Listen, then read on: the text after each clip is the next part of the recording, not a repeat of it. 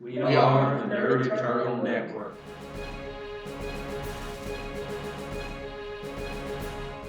Hello, welcome to the Nerd Eternal Network. Today we are playing Icons, Crimes, and Misadventures. Our Icons actual play. I'll be the GM for the day, Jason. And with me as usual will be Zach, aka the Fairy Prince. Howdy, howdy. Wait, sorry, Tarky. You're fine. Curtis, aka Black Dragon. Hola. And Taylor, aka Muscle, the Muscle. Hello. And let's see, who all remembers what happened last time? Well, luckily for y'all, we trashed Gangrat. Golf cart chase. Yes. I enjoyed the golf cart chase. I beat up a guy I thought was gonna beat me up. That was a good fight. Listen, the fear in my voice of seeing one of my brother's oldest OC superheroes just show up, and I'm like, I'm probably getting whooped in this fight. Nah. The only thing we were missing was a groovy disco chase soundtrack. I'm thinking more like one of the old classic Scooby-Doo chase music soundtracks. Oh, better yet, yeah, where we're going back and forth across the screen. Mm-hmm. But yes, you shut down. You shut down Gangrat's underground fight ring. Him and a bunch of his cronies got arrested. Not all of them. Some of his cronies might be working for Black Dragon now. We'll probably resolve in a future episode how that actually worked out. For a weighted Probably not well for Black Dragon.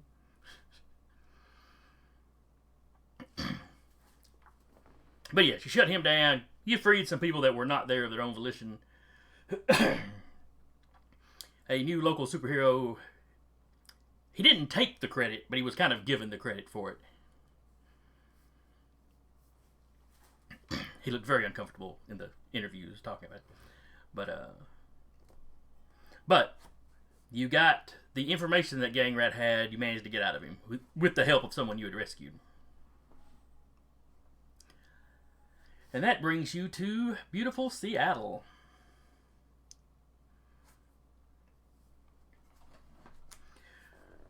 Where this member of the Hellfires lives.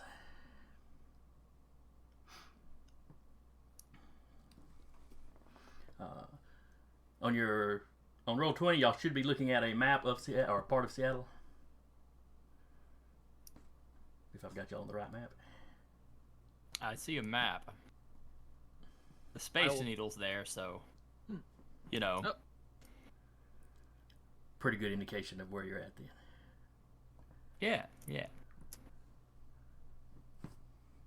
let me make sure. Ooh, there's a cannabis store. Ooh, and a Safeway. Why do people overlook the Safeway?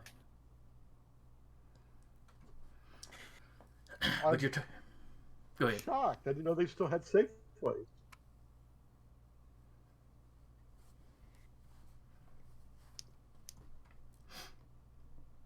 All right. And the area that your target lives in is over here. Well, let me get my clicker turned right so I can. There we go. Luxury apartment building. Avenue. Yeah, well, that general neighborhood. I'm not going to pick an actual specific building. But high-rise apartment, he has the penthouse on top.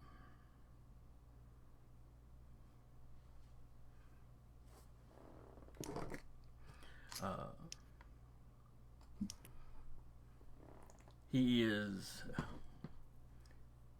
Shoot, I'm blanking on his number now. Hellfire 13, I think it was. I was gonna say 13, so if you said Chat says 17. 17.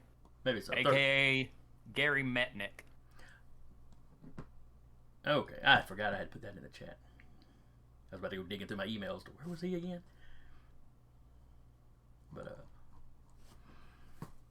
But alright, so Hellfire 17. Gary. Gangrat didn't have a whole lot of information on him. That he lived there.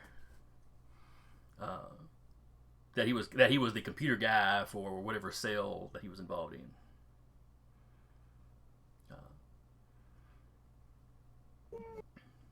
And some evidence proving specific crimes, computer related stuff, enough to potentially dime him out as part of this conspiracy.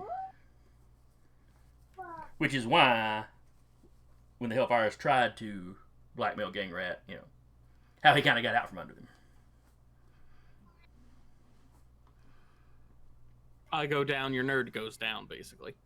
Right. And despite being a global conspiracy, the sort of people that in movies you're used to just kind of capping their own people in the back of the head and they become an inconvenience. Apparently, Gangrat was not a big enough fish for them to sacrifice one of their own over. Since the Hellfires are predominantly, at least until recently, just a blackmail organization that's in it for the money. Anyone has just gotten concerned about a turn they've taken of late. Where they seem to be manipulating politician things into certain actions. I hadn't thought of this before, but I wonder if they've had a recent power change. Don't know. Got to get inside the organization to find out. Yeah, we'd have to be inside. But anyway, the next step in y'all's little war with these people is in that apartment building.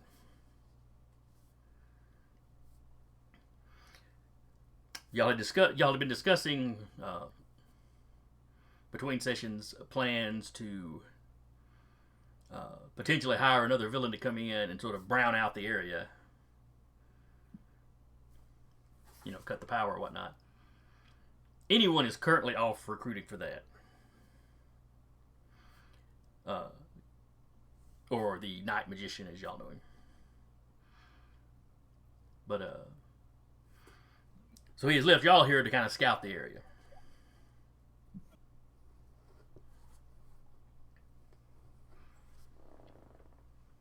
How many days do we actually have in Seattle before we make our move? That'll depend on how the scouting goes. Fair. It'll be a day or two before anyone gets back with, hold on just one second. I want to go to the Museum of Pop Culture. Somebody he referred to as Kid Crusader 2. Well, Kid Crusader. But not the original Kid Crusader.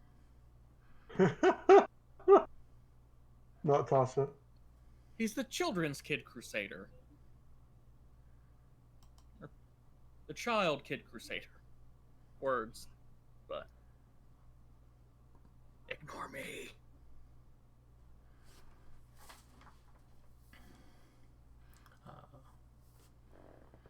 But anyway, the fella's electrical power. He can help y'all with the security stuff.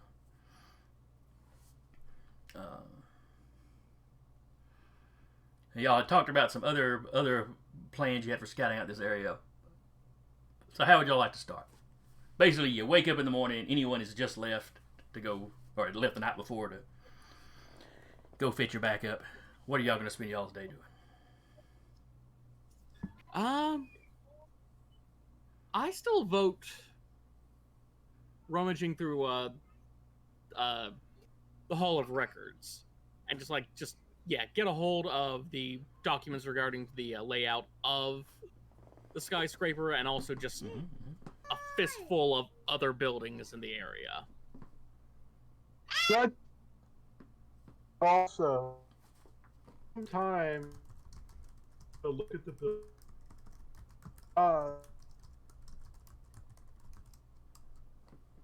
We could knock out the power, but his unit's going to have its own generator somehow. I just am. Well, we're not knocking out the power by, cutting a wire.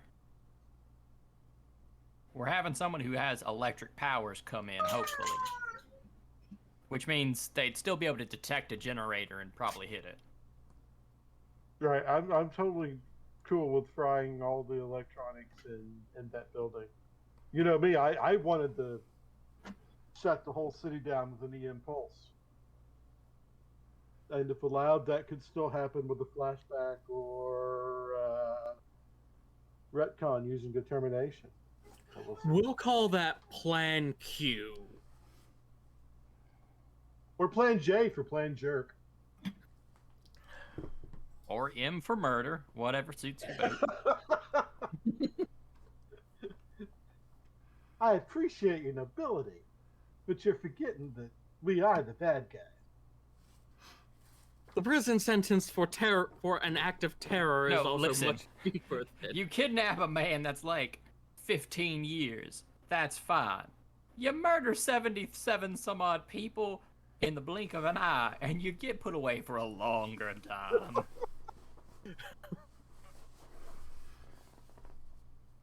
And if Muscle's about anything, he's about the odds and the statistics.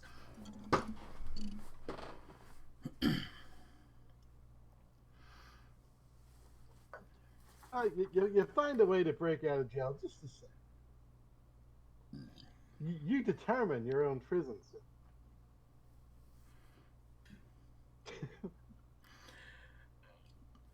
Alright, so Fairy Prince is talking about going and checking out the Hall of Records. What about Black Dragon and Muscle? I think it would probably be a bad idea for all of us to go to the prison.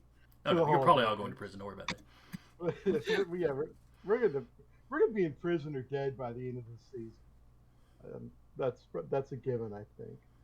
But I don't think we all want to go to the Hall of Records together. That would draw some attention. So That is true. I think it's worthwhile still to kind of case the apartment, Oh, yeah. skyscraper, whatever. See what kind we of can security it gather. has there and all that good stuff.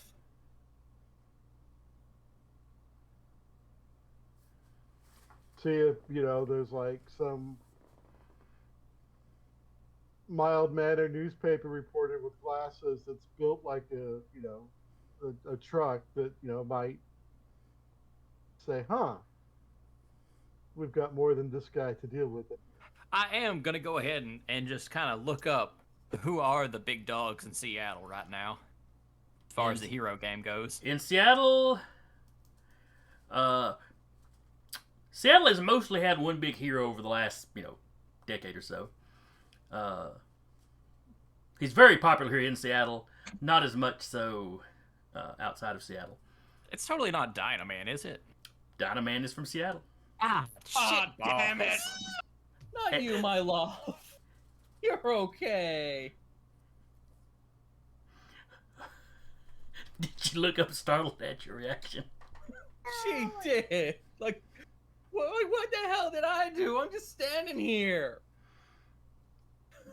Come here, my sweetness. I'm a monster. Oh, God. But anyway, as I was saying, he was the big hero for the last decade or so. Though here lately, there's been a trio of heroes running around. Him. Go ahead, Tyler. Is it fucking indispensable and And the Knockout Queen? Because remember, this story is taking place during the tail end of last season. So the Primes are around doing stuff. And Puppet's mom, with her fiance and future stepson, are carrying up to Seattle trying to find out what happened to her boy. So it's them in mourning and anger mode, too. Awesome. We're gonna die today. No, you're not. They're heroes. I thought Jason would keep us alive to the end of the season, but it's going to be a shorter season than we thought.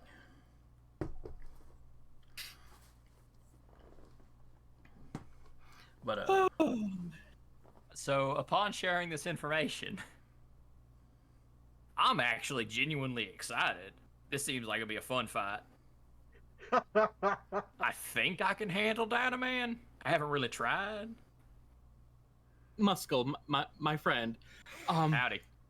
While Dynaman may not exactly be in the other Fellows League, I've seen him pull off some rather terrifying feats. And if there's two others kicking around who are almost as strong, this Well, could hold go on. very.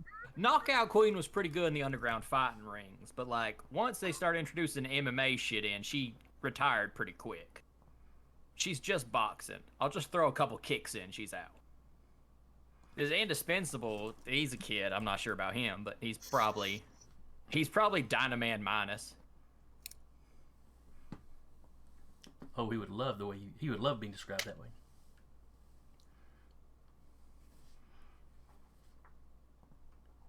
I still genuinely advise against underestimating them. Oh, I mean, I'm not just gonna jump in and be like, all right, let's waste time. I want to get this job done. Because I still need us okay to do my job later. Quite understandable. I'm just saying, these are the people that are most active and we're probably gonna have to deal with. So let's try to make this as quick and clean as we can. Yeah, these are the Yep. people in your neighborhood.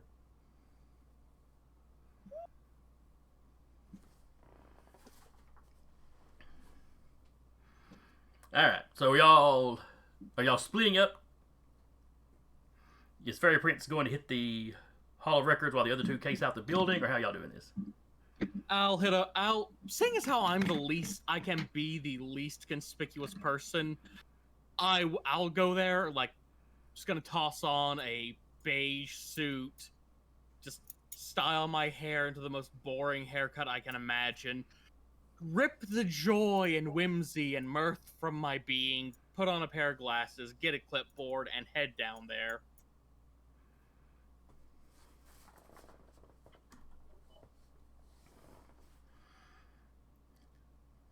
I'm just Yeah, picturing- because I mean, can you change your appearance? Yeah, that's part and With parcel your of the illusion? images. Yeah. Like, I can't actually shapeshift, but if I need to, I can just make us look different. But at the same time, sometimes you just want to play dress up. that strikes me as a Fairy Prince sort of thing. But you know, the best part about our glory being stolen for defeating Gangrat is that it sort of covers our trail when it comes to the Hellfires. It does. Well, yeah, that's At least why we can hope it does. that's why I didn't announce to the heavens that I beat his ass. Yeah, it's good coverage.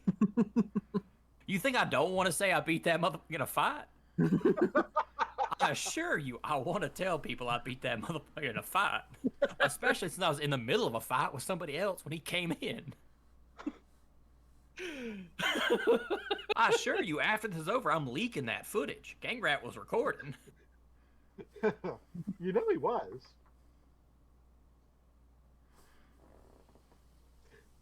All right, so y'all see Fairy Prince walk through the living room, all nerded up.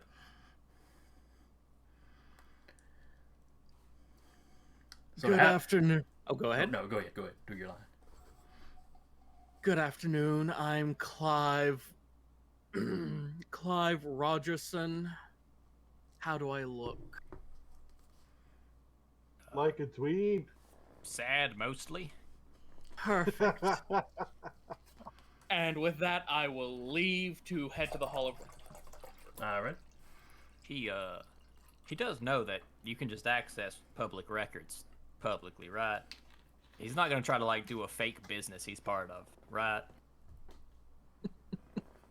That's like not a thing he's gonna do, right? There is no telling. I'm He's just not- gonna. He's not gonna lie to people for public records, right?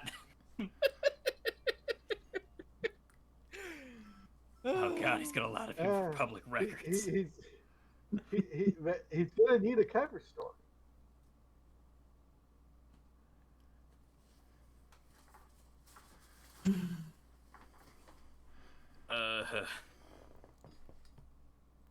If I didn't lie, would I really be Fairy Prince? Yeah, well, he's not going to lie to people, for public records. He's going to lie to people because the day ends in a Y, which rhymes with lie. So you just have to. All right, what are you other two doing? Or how are you going about what you're doing? I should say.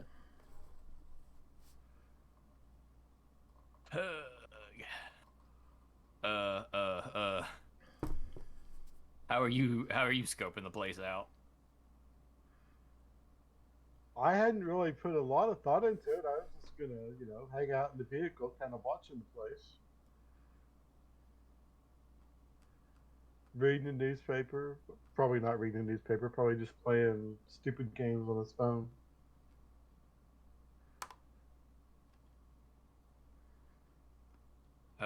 All right. That's probably the safest way for Eddie to do it. Do what? That's probably the safest way for Eddie to do it because you're physically you're noticeable. Right, very noticeable. And probably want tinted windows. From at least a block away, I'll go ahead and X-ray through it and see what I can see. Okay. See if there's just like robots hidden in the walls or shit. No, you do not see any robots hidden in the walls.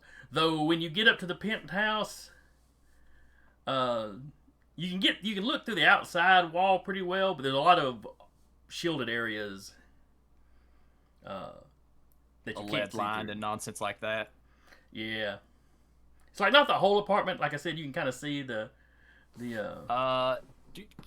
Do I see anything special about the roof? Let me jump y'all over. Anything like extra double, quadruple thick in comparison to other buildings?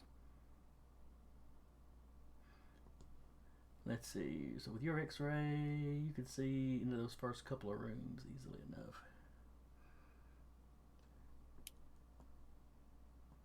But like as you get deeper into the building, it starts getting more and more blocked up.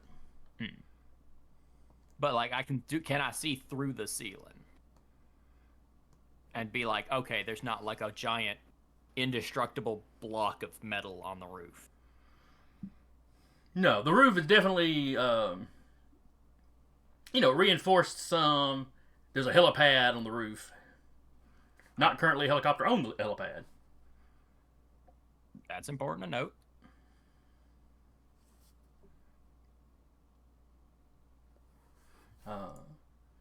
This is fairly early morning. That's pretty serious if they got a helicopter pad up there. It's rich people in Seattle. No offense. Sports stars own private helicopters. Never mind, movie stars and whatnot.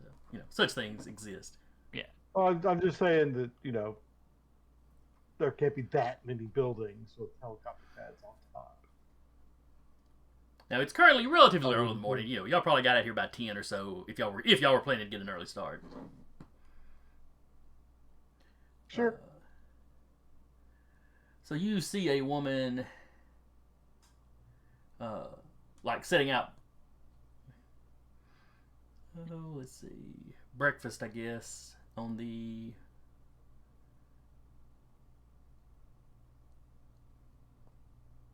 Used to be the table over here. It's in the area you can see. So you see her kind of puttering around and setting up breakfast. She is dressed like like a professional maid or cook or If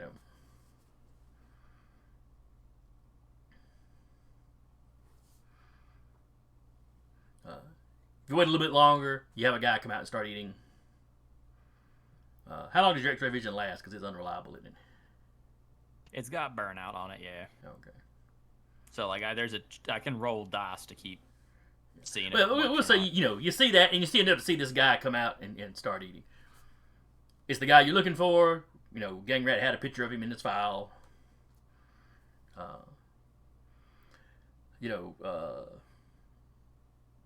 Kind of tall, very lanky though. Real beanpole, skin and bones kind of guy.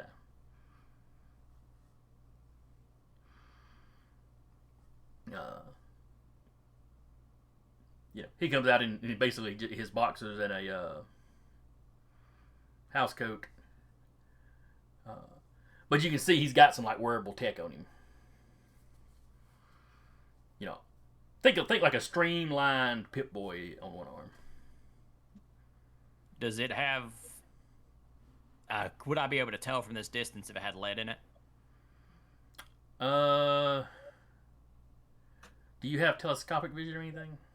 Nope, just Well, I mean, Okay. like if it was just like a solid black block on the arm, or if it like if my vision just kept going through it. Because like if it just looks like a little black dot on his arm, I'd be like, there's something weird about it. It's computer equipment, so there might be a little bit of lead in it, but not enough that you're like Here and there. Okay. It doesn't look like a solid black box on his arm. No. It's kind of what I'm asking. Like if Muscle has ever looked through a computer, there'd be bits and pieces of stuff he couldn't see through in there just from the materials. But The fear was There's no kryptonite surprise. well, no. The fear is that that's like a black box that can communicate. But if it's a black box, an EMP doesn't do as much to it if we don't have like a fairly high yield. Meaning that he'd still have something he could just like record us or keep information on. We'd have to rip off and be like a whole fight thing. he's just To make computer sure it's computer gonna does be a it. You can fight fight thing. him. I'm sure he's got no surprises. Look, I Yeah, thought I could I'll- find somebody who called themselves a mentalist, and then I found out that that's like a fancy word for person that can control you. There are things I know I can fight and things that are weird to fight.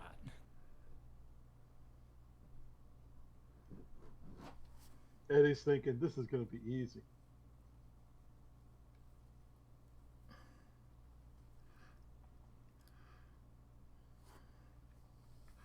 I'm just glad there aren't a bunch of robots in the walls. I hate fighting robots. No, they're in the basement. I look down. They teleport in for extra dimensional spaces. Well, I mean, at the point we're fighting people that can do that, there ain't really a point But in doing research on Yeah, them. there's So- no prep that's going to help us. So anyway, that's what Muscle is seeing from a couple blocks away. Maybe you got on the roof of a smaller building or up in a smaller building a little bit, to get a little closer. But that's what you're seeing. Black Dragon, though, he's watching people go in and out the doors. You see UPS guys go in. You see food delivery people go in. From where you're sitting, you can see through the glass doors a little bit. Enough to see that everybody goes in, stops at a desk that has got some obvious security personnel behind it. So not, you can't, Right. random folks can't just wander in and go up. Some of those people drop their packages off. Some of them you see kind of wait around for a little bit and then walk further into the building, so maybe they were buzzed up or something. I'm assuming this guy's got a balcony. Yes, if you're looking on the map that I've got up currently in the... Did I move y'all? Maybe make sure I moved y'all over there in the... Yeah, you should be seeing it. This area out here, like there's a pool there. All that dark gray area is like balcony outside.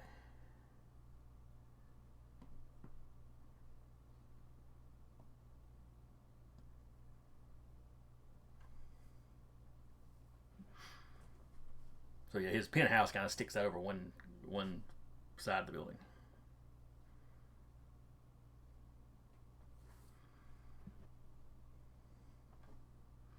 And then, like I said, just imagine a helipad kind of, well, not that Eddie would see it, but Muscle would know where it is. Right. It's like above this section of the building.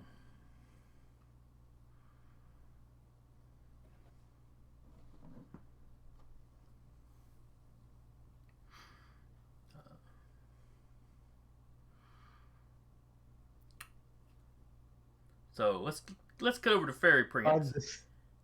I'm disgusted at the grotesque opulence. for completely unrelated reasons. You want to know if they have an opening.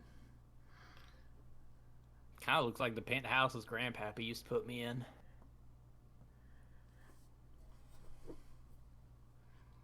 So Muskel's not impressed?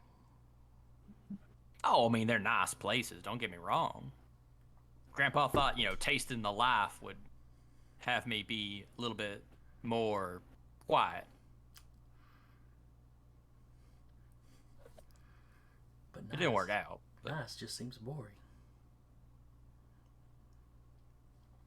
But all right, Fairy Prince, you Yes, catch sir. an Uber or whatever, however you decide to get there. And you head Clive Rogerson flies in to the fucking... Hi. Just the most depressed, superpowered person you can imagine. It's possible. I'm Clive, super accountant. I can fly and I can count fast. And I just happened to be here to look at the plans for an air conditioning renovation project for this old building. All right, so you head to the Hall of Records, which is up north. Like it's off the map here. It's a ways further up north. Yeah.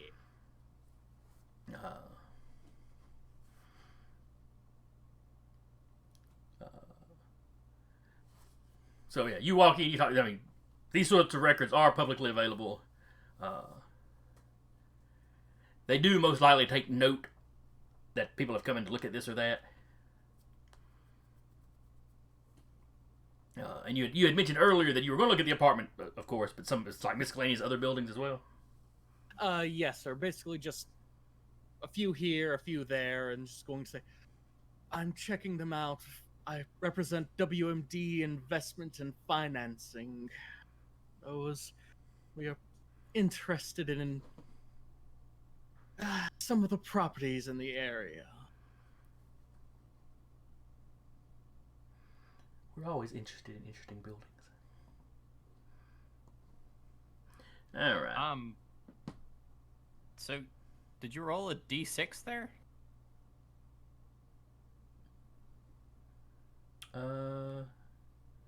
It was supposed to be a D6. How'd you get an 8? I'm curious about that as well. 2 exclamation marks there, so maybe it automatically added 2? Maybe I double tapped it on accident. I was trying to get the roller open and I hit something. Huh. But alright, it's not like a challenge rate and he's having a beat or anything. No, well, I mean, that's why I was bringing the thing up. Oh, well, great. Just give me a willpower roll. Bloop. If you've got something for lying, that would factor in. I got a 12. All right, and this civic servant has got a 4. Because they are an average person. So you're smooth enough with that they don't even realize WMD would be, a funny set of initials. I mean, not that such things couldn't exist. But... So, they wave you through, they tell you, if you need any assistance or, help you know how to use the computer to pull stuff up. Or for older records that are still on paper records. Because towns and cities are always really slow to get everything digitized. Yeah. I mean, granted, Seattle's kind of techy, so they might have. But there's more research than I'm doing. I'll just take a copy of everything they bring out. Okay. Anything they've got to print out for you, I'm sure you have to pay, some nominal amount for, just for them printing it out. But I think we're good on the paying that off though. Yeah, money's not a major, unless y'all are gonna go try to buy Star Wars away from Disney, you probably ain't got to worry about specific amounts.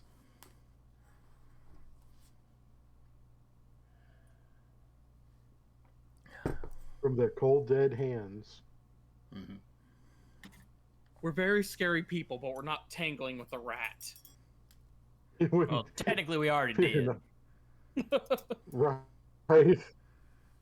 But he's not half as scary as Mickey. See, now I'm just picturing y'all with, unconscious Gangrat, and you put one of the little Mickey Mouse hats on him. Yeah, we Little defeated him, but tiny now one we're ruining was. his reputation. It's an improvement. And one for the vestigial face on the side of, or the vestigial head on the side of his face. There we go.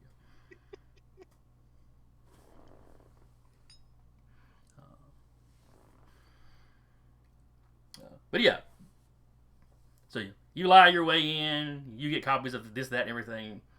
The plans of the building only list a couple of major updates since it was built. I mean, undoubtedly there have been minor. Any building's gonna have some minor stuff here and there.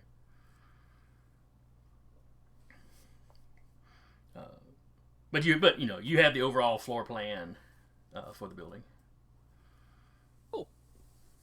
It was owned by a mysterious overseas corporation, wasn't it? Well, I don't know if it was mysterious. It was just a foreign holding company. I think those, it would be worthwhile to look into them when we get the chance.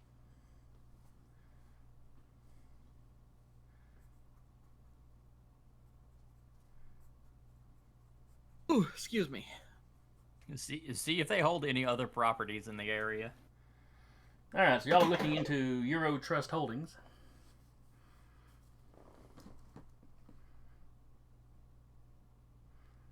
Don't trust anything Euro.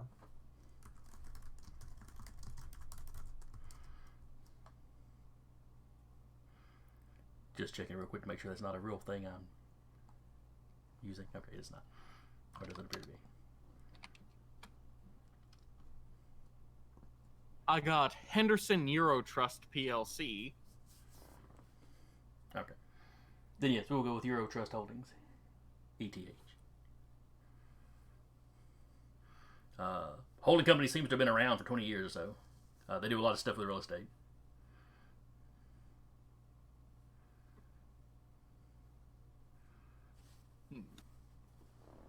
Let's see, they've recently bought into, I say mostly real estate. They dabble in owning pieces of other companies. Like the most recent thing you see them doing is they're buying into Still Applied Technologies, which is a tech company that's been on a bit of a slide since The a few years. take over the world technologies company.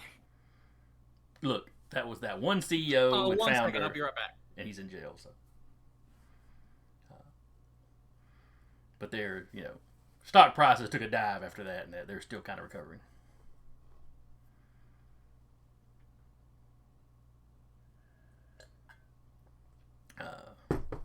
Yeah, I've been to one of their facilities.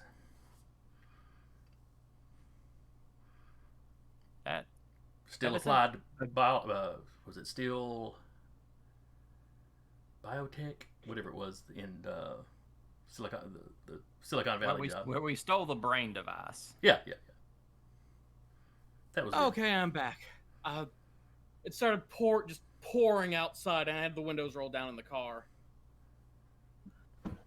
That's You that's didn't wanna problem. wash your seats. Oh.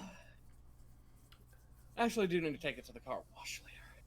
Yeah, I've been needing to wash my car for the last 2 or 3 or 4 years.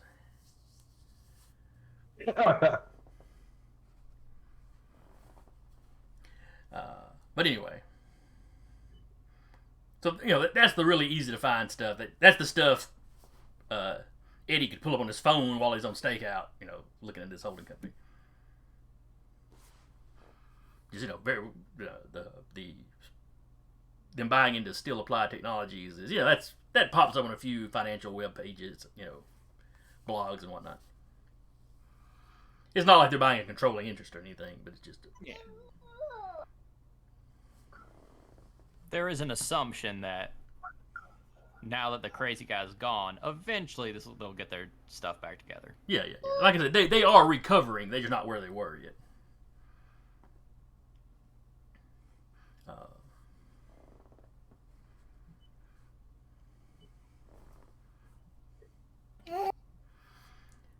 So how long are y'all going to stake out the building?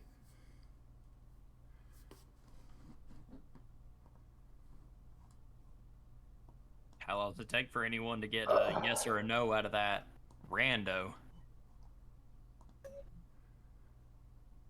Oh, sorry. Yes or no at what now? Out of that rando electric man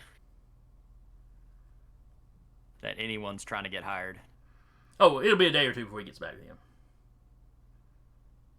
So are y'all planning to stake the place out all day? I got my brief That'd look. be the smart thing to do. I don't think we've got the patience for it. I'm kind of a sore thumb. I'm kind of big. I don't really think I should be sticking around too long.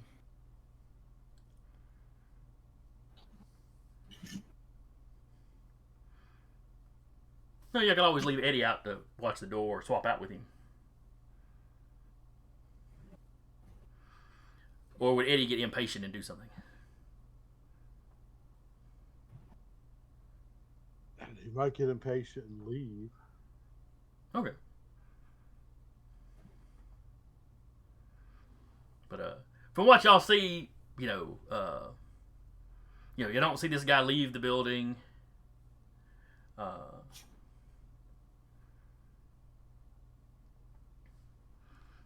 He may be one of the computer nerds that never leaves the house.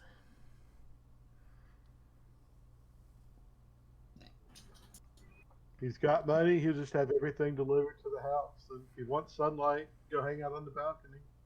Yeah, we just probably see a crazy amount of deliveries to the penthouse of this place. Well, there's definitely a lot of deliveries that come and go out of the doorway that Eddie is watching.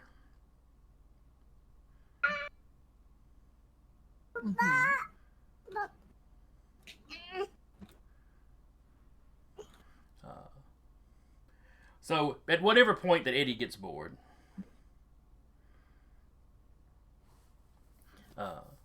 you start to head back to the base. Give me an awareness check, Curtis.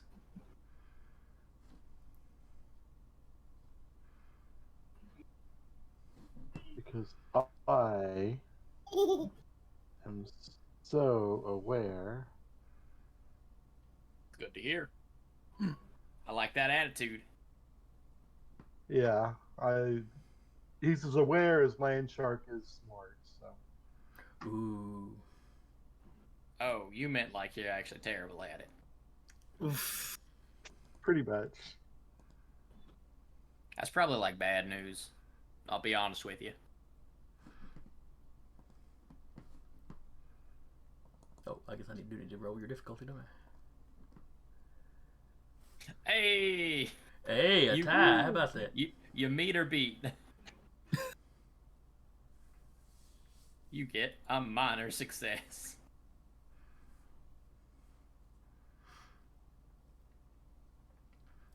You're pulling away. Out of the corner of your eye, you see some hippy dippy chick. I mean, she's not dressed hippie like. She's dressed in mostly black. You think hippy dippy just because you see her out playing with crystals or something as you drive by.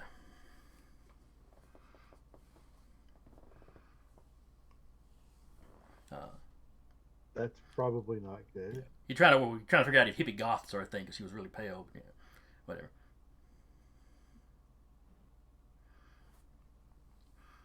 But eventually, you all get back to the safe house without incident.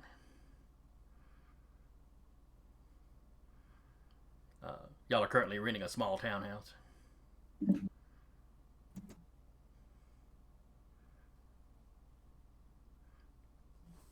There's 2 bedrooms and a couple of couches, so y'all try to sort out who sleeps where and how.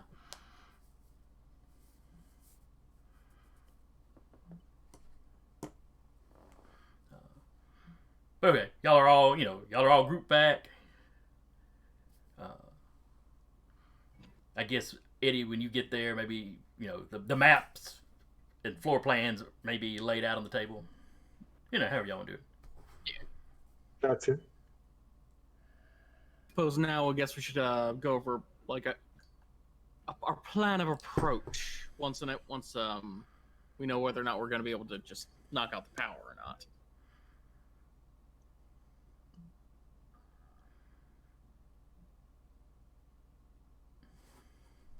All right, so Operation 1, Operation Cannonball. Step 1, we steal a helicopter. Step 2, we take our objective electrical man, put him gently in my arms, and I jump out of the helicopter onto the roof of the building. He wipes the building. I punch through the roof. We grab our boy. We then get to the helicopter that has now landed on the helipad. We put him in the helicopter. We leave. Flawless plan, beautiful plan. Only I problem see. is, if we steal a helicopter, Dynaman's gonna know pretty quick. Exactly. So we rent a helicopter. Well, and if we have, say, we have Electro Man and Dino Boy, do you need to jump out of the helicopter with them, or can they just be on the ground zapping the building? They could probably do it from the ground. Don't get me wrong, it's really dramatic and looks good on film if you jump out of the helicopter with them. Look, I just like the idea of jumping out of a helicopter into a building, I'll admit. That being said, the rooftop didn't seem any more reinforced than anything else, and he lives on the top floor, so it would genuinely be not that hard for me to punch through the ceiling. Rooftop access is probably our best bet and will be the quickest. Yeah, I just, we keep our electrical contact,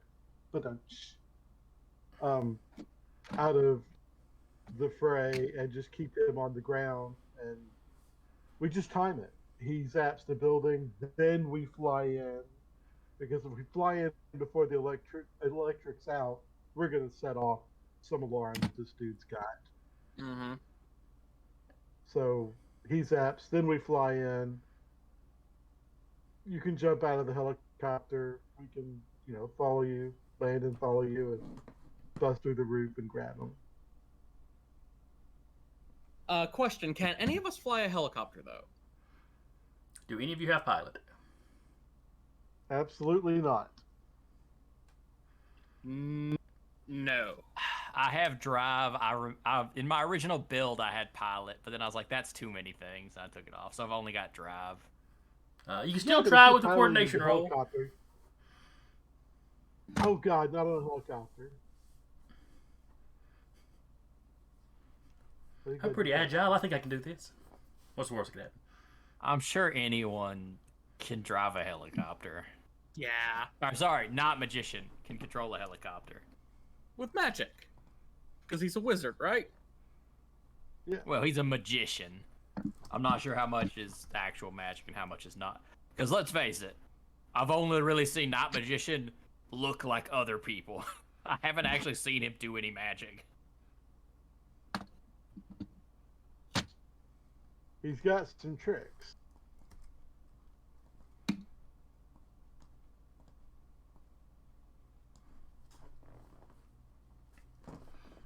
Okay. I'll jump y'all back over there for no particular reason.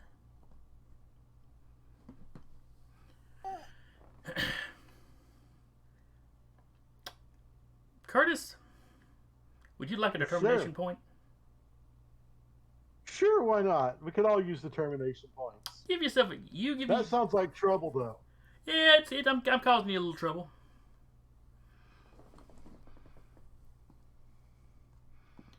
Let me see if it's one I want to if it's one of yours I want to specifically tap. Where is Eddie the Lizard? There we go.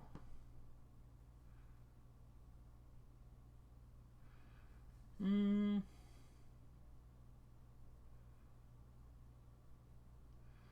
think I'll tap now. It's the perfect time to be a jerk. Though it may not become obvious what this is until a little bit later.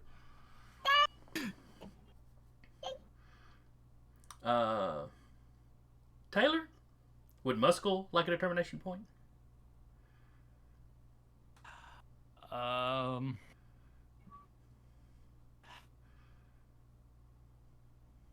You're gonna tap a bit too eager an enjoyer of the super, and I'm perfectly okay with that. Am I? Is that what I'm going to tap? What are you gonna tap?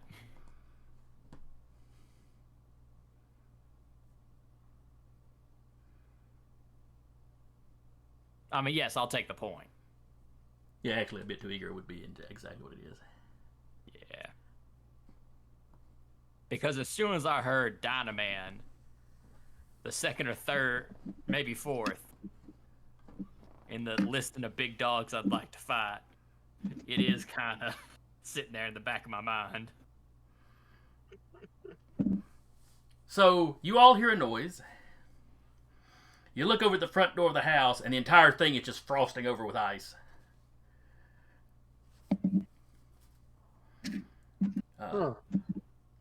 Muscle, you hop up, you take a couple of quick steps towards the door, and then the door just sort of explodes inwards. You know, broken into glass, shards of glass flying.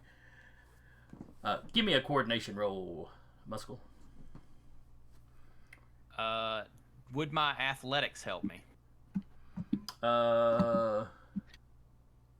Yes, athletics does fall in, does help with this sort of thing. You are dodging an attack, essentially. Yeah.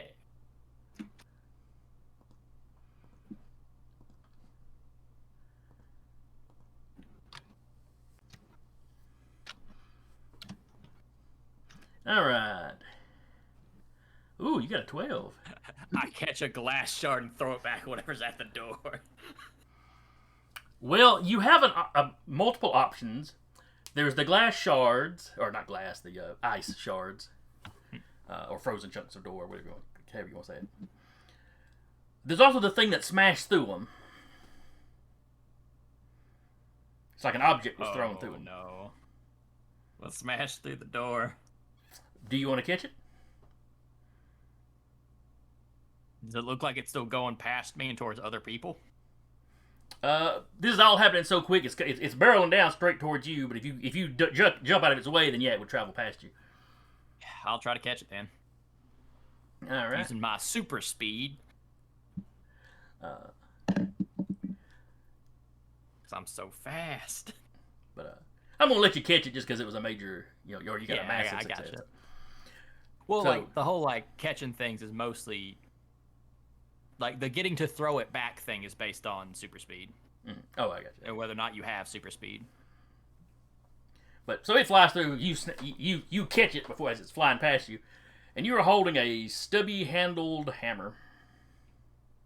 Oh no! Is it an electric hammer? Hey, There's sparks coming off of it? it does not seem to be sparking right now. Am I? And then unexpectedly, it sort of jerks out of your hand and flies back the way it came. Oh, okay. Well, it didn't fall to the floor, so I'm worthy. Great. And standing through the now gaping doorway, you see a rather large man. He's not as tall as you, but he's built about as stout as you.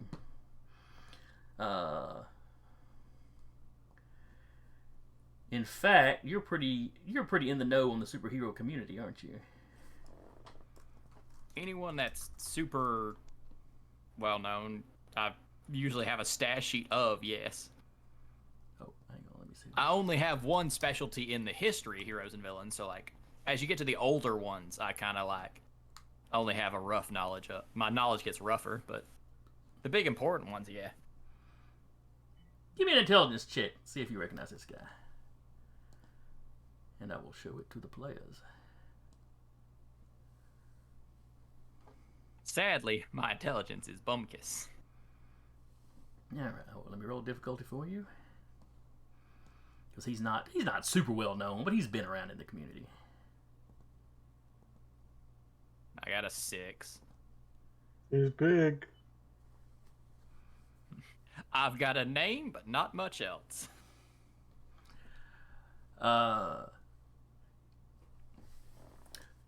that's basically it. You know this guy goes around, hands out like business cards. John Modison, Godling for Hire. And you watch as the hammer hey. flies back into his hand. You're that Norse guy. We got a horse statue I think belongs to your people that we need to give back. That's mine. Well, I mean, historically it's his.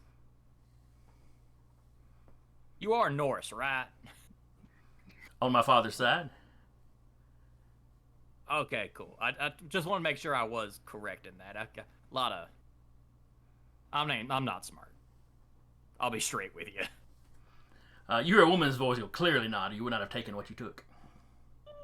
And I was just like, Is this no, actually about the fucking horse statue? Wouldn't that be surprising? And then striding into the door past him, you see this woman. Not fond of this. I'm gonna guess that is Crystal Chick that I saw earlier. You know, you'd think you have seen her. Eddie thinks he has seen her earlier.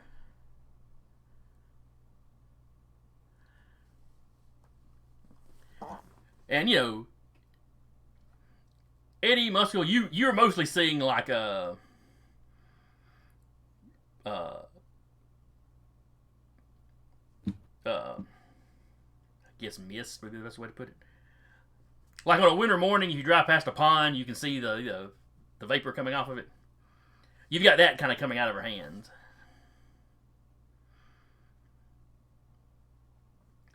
Fairy Prince, you notice that her shadow's movements are not entirely matching up with her own movements.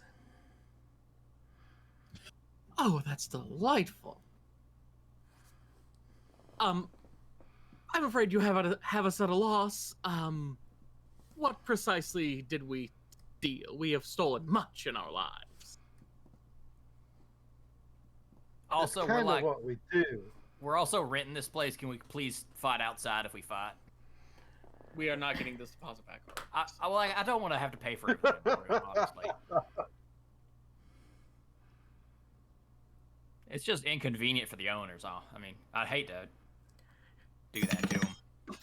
When y'all start talking, she locks her eyes lock on Fairy Prince. One of the fair ones. Yes, I know am he is quite very sure. pretty. And then her hand comes up and she tries to encase you in ice. Let's roll initiatives. Wow. I'm always having to remind Meathead that we're the bad guy. Oh no. All right. And Listen, I saw a movie, and it told me just because you're a bad guy doesn't mean you have to be a bad guy. And I took that to heart. I also didn't pay for the movie, but...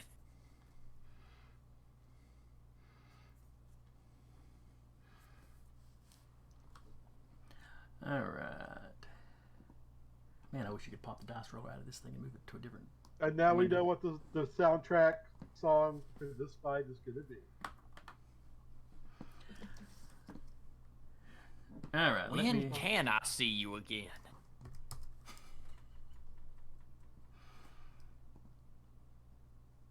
All right, let me put those. I'm just going to throw y'all randomly on the map so I can put y'all in the... it's Eddie... Okay, I'm going to be back in like 30 seconds. Okay, no problem. It'll take me that long to get the thing set up, I'm sure.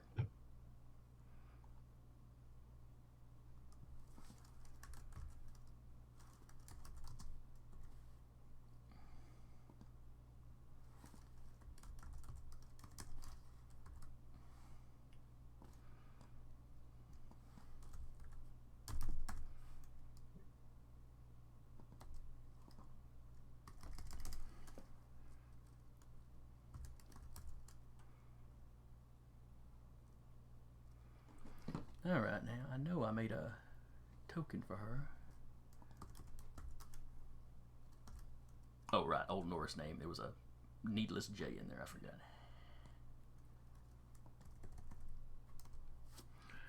Alright, so you need to... Alright,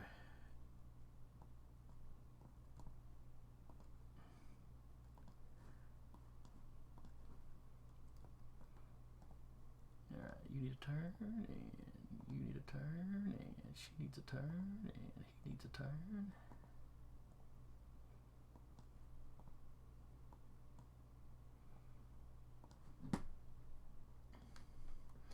Alright, so John got a 10. Musco, what did you get?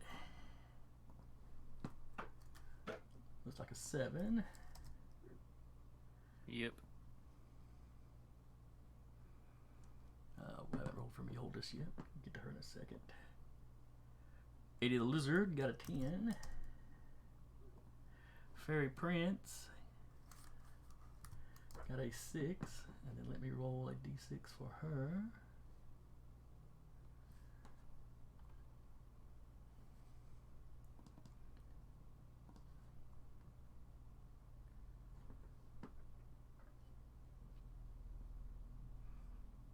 No, that's not right, because I'm rolling a d6 plus 6 for her, and I rolled a, it says I rolled a 6. How did that happen?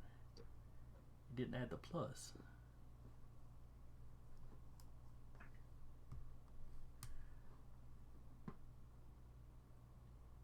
Weird. Oh, that means you would have had a 12, so. And descending order, and we're good to go. Alright. So top of the order is the lady, who is trying to freeze Fairy Prince in a block of ice. She's just angry because I'm prettier than her.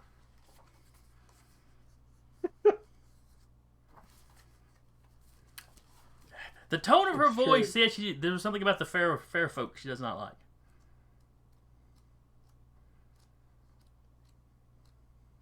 To be fair, I'm not sure Because how they're fond of the fair pretty, folk though. the Fairy Prince is.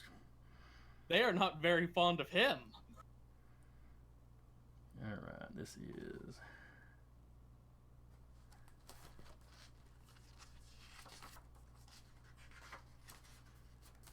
Alright. No, it's not snare, it's binding, isn't it?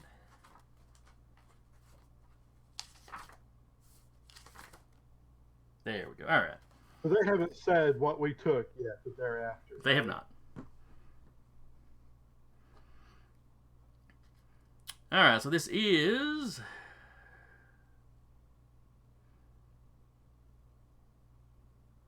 coordination versus coordination. Alright, that's what I thought.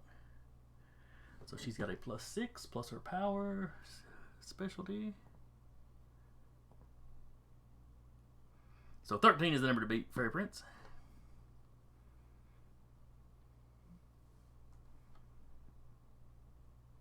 Oh. Alright, so that is a moderate success. So partial hold. She doesn't manage to freeze you like in a solid block, but she gets you about up to your knees. This is Armani! You've been spending our money on fashionable clothes. I have owned this since before I met you. All right, fair fine. enough. We're good. We're good then. Anyway, so that achieves a partial hold, so you can still perform actions, but at a -2, but you can't move from that spot.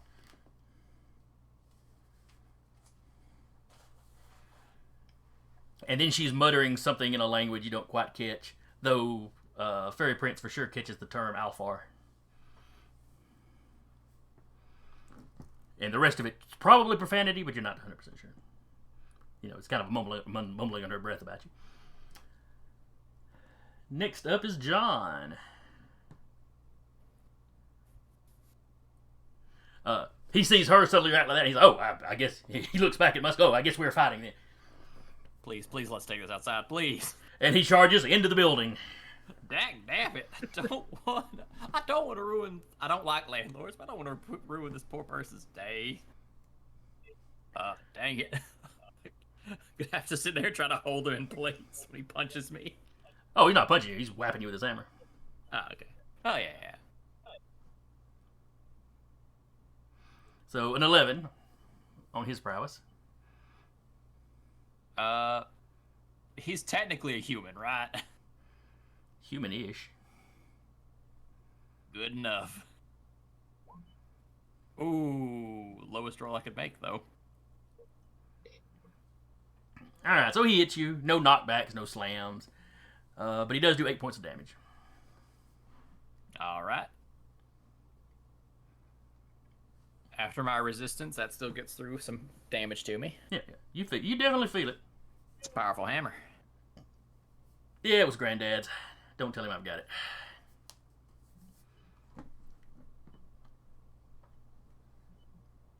Black Dragon. I am.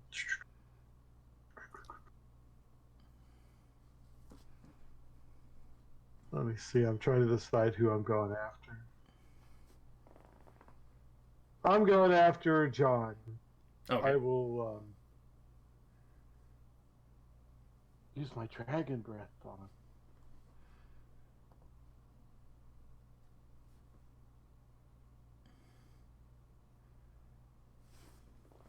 Ooh. Alright, he will use his coordination to try to get out of the way. I did not get a good roll, so yeah, he totally. So he ducks out of the way. His face screen goes, "Did you spit at me?" And then he looks over at Muscle. "Did he spit at me?" It's alchemical spit. But yes. And you hear, where it landed on the other side of the room, the wall is sizzling. Who fights by spitting? And then it's Muscle's turn.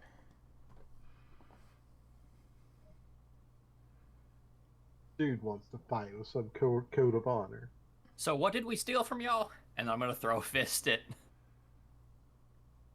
Johnny Boy. Alright. 13. 12. So you land a blow. And what's your strength? 7. 7 minus his resistance. Alright, so he takes some damage. He rocks back. It's a solid lick. Does he answer? Well, you didn't take it from us, but if we don't get it back, the people you did take it from will show up tearing this town apart.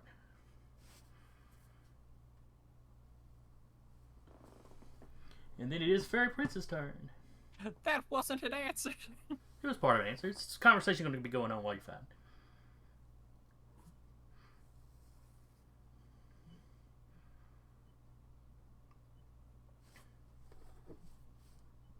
Prince?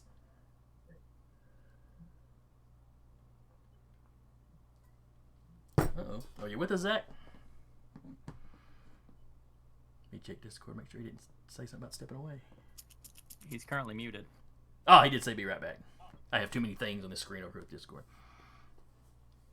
Alright, so, Oh, I'm back. I'm sorry. Oh, okay. Good timing. It's just now your turn. Oh, okay. I'm gonna try and break out. Alright. If I recall, the strength of the binding is her power rank. And if you're using the escape, you use your... I think it's just strength based. Let me double check. Taking an action, taking an action, taking an action.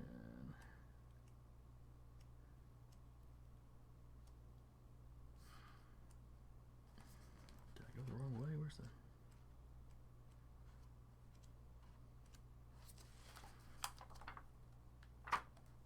Ah, here we are. Maneuvering, rushing, wrestling... Oh, wrong way, escaping. You can attempt an escape attempt with your prowess or strength test against the attacker's strength. Okay. So you can choose your prowess or your strength to try to get away. I'll go with prowess because it's 1 point higher. Does that make sense? Ooh. And then she uses her power rank for its strength.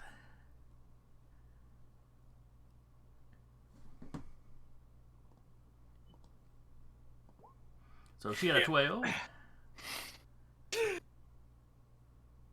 Got Guys, I think it's gonna be a bad day for Fairy Prince. So you're sitting there trying to tug your Might legs be a out. bad day. Desperate not to damage this very expensive pair of pants I stole any more than it's already been damaged by being frozen. Alright, then it is her turn.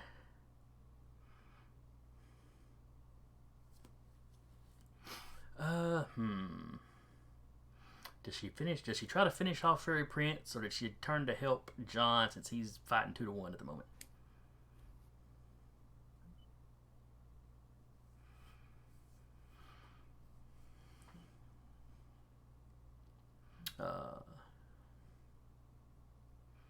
Yeah, I think she's going to go after Black Dragon.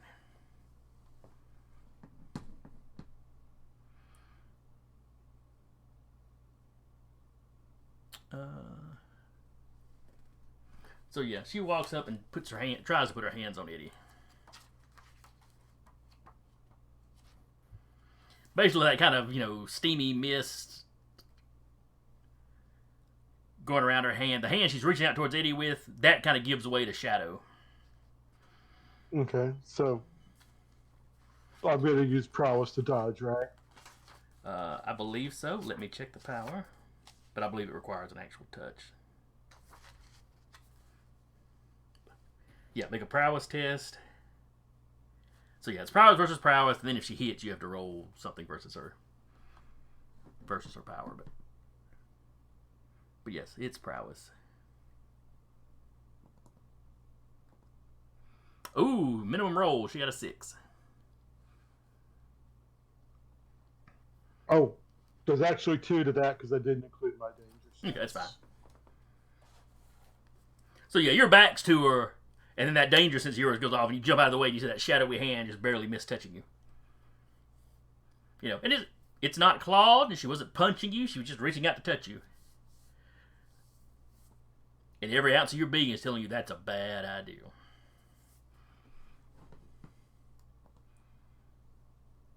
Which is a shame because women so rarely want to touch Eddie. That's how I knew there was something's up. Something. Tell you something.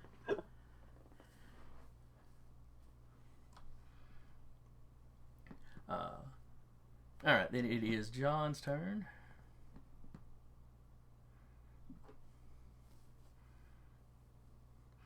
And John is going to try to grapple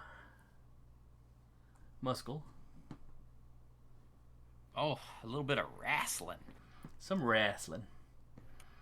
Alright, so his prowess. He got a total of 12. Oh, he's like pretty good at wrestling. Oh no. Oh wait, you use your strength, not your prowess for wrestling, don't you? So that should be a 13. Carry on. Oh, well, okay. We get that to strength. I've got a point in wrestling. I don't think my danger sense helps with this, does it? I don't think it does. I'm gonna double check just to make sure because I haven't had to roll a grapple check yet with this character. Danger sense. You can use your danger sense level as the ability for reactions to defend against attacks and other sudden dangers, and for awareness tests to notice these dangers. If your danger sense level is lower than the associated ability, then +1 to the ability. Would you consider a large man attempting to grapple me imminent danger? Yeah, I think a grapple in this case. Right. I think a grapple. Then would fall under it. I'll get to slap a +1 on it. All right. Okay. Which isn't big, but take what you every can little get. bit helps. 15. I'll just max roll it and not care. Fair enough. I mean, he max rolled his and got a 13, so. We're just shifting his hands like, all right, listen, I've done some high school wrestling. I just need to know what we stole so I can give it back to you. You seem familiar. Do I know you from somewhere? And The rest of you, these two guys, it's like they're having just a casual conversation where they're kind of locked up, trying to get a hold where they can do something.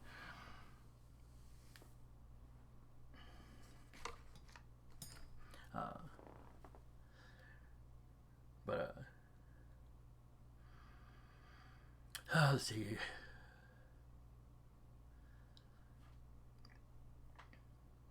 Well, you didn't steal one thing, you stole an entire vault. And there's some very mad little people that want it back.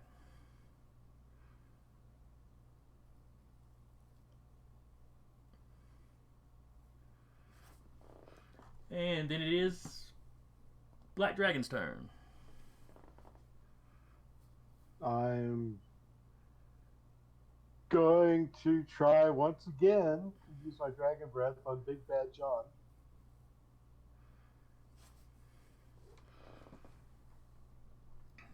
Alright.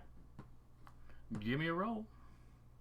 I could freak him out by biting him as opposed to breathing on him or spitting on him, but Oh, you beat him by 1. So how much damage does that do? that does 6 points of damage, and then half damage for the next 2 turns. Okay. Probably eaten up by whatever damage resistance he's got.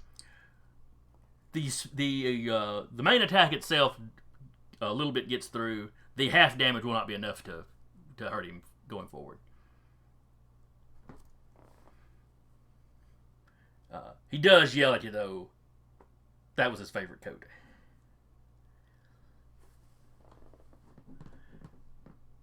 And now he's distracted from him and Muscle's friendly conversation. Muscles, your turn. Are you talking about the magical gem thing? And I will attempt to wrest the hammer out of John's hands. Alright, that is a grab, I think. Is it still under the wrestling? Grabbing. When you want to grab or wrest something out of an opponent's grasp, make a test of the lower of your prowess or strength against the opponent's strength level. Ooh, which means I will be at a slight disadvantage. Okay. So there's John's strength. Oh, minimum roll. That's not good. So he got only got an 8. 12. His hammer is now in my hand. I believe. Still, I yeah. certainly hope. Major or massive steals the object away from your opponent's grasp. You now hold it. Is it doing anything weird to me? It does As not. I take It does All not. right. This is not the Marvel Comics version of this hammer. Well, I didn't know if it had like magics on it that would hurt you if you weren't the owner, or if the family line or something. But say that if you would do that if you weren't the owner, John's in trouble. So I'm just gonna hold it and just listen. If it's the big magic gem, that's still in their bank. It can't be. We traced it to you. Yeah, and we sent it back to the bank. It's in box 718, 714. We put it in a deposit box in their bank. We thought it would be funny. And then it is Fairy Prince's turn. In fairness, they stole it before we stole it, so who's the real asshole here? And now I'm going to just make a bunch of illusionary wolves made of sticks and stones and brambles and thorns to just pounce on Molly and start ripping at her. Oh, I should have done something to help protect the pretty lady. Alright, so that is images. Mm-hmm. And it is an awareness versus image test. Okay. How aware is Molly? Oh, that is not great for me. She's fairly aware. She's certainly more aware than her cousin. Oh, but she rolled. Poop. So yeah, the bramble things catch her by surprise. So she is convinced that they're real for the moment, at least.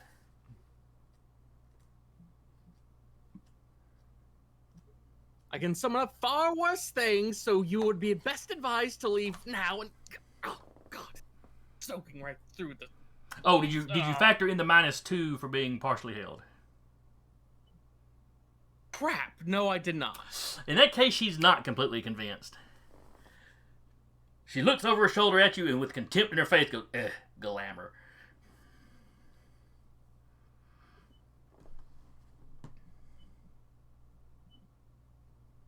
I'm sorry, not everything can look like it's made by industrial lights and magic.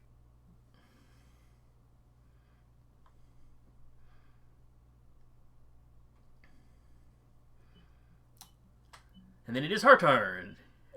And she goes, let me deal with your lizard man and I will show you real power. And then she's going to try to touch Eddie again.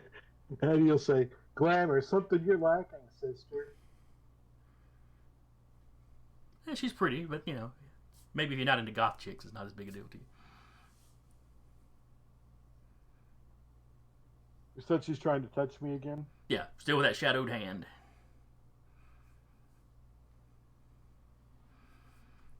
Alright, so she got a 9, you got a 9. Oh, God. That's half a fair. Wait a second.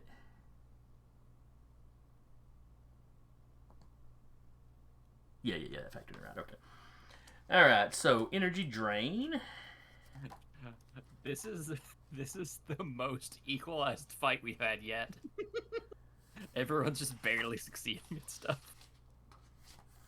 Well, the dice are being equally mean and nice to everybody. Yeah. Alright. Yeah, it's prowess versus prowess. So she successfully touched you, but it's only partially. So she just barely gets any contact. So half effect. So it's her. It's your willpower versus her power rank, or in this case, half of her power rank. So give me a willpower roll, and let's see, she's got an energy drain of 6, so she's only rolling with a 3.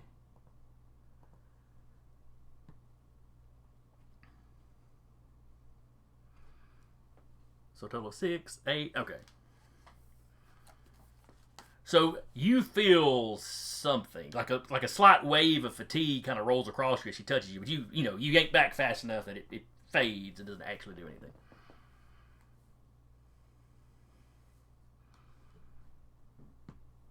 I look startled.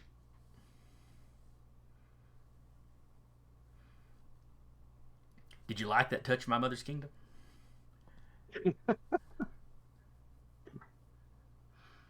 And then it's John's turn.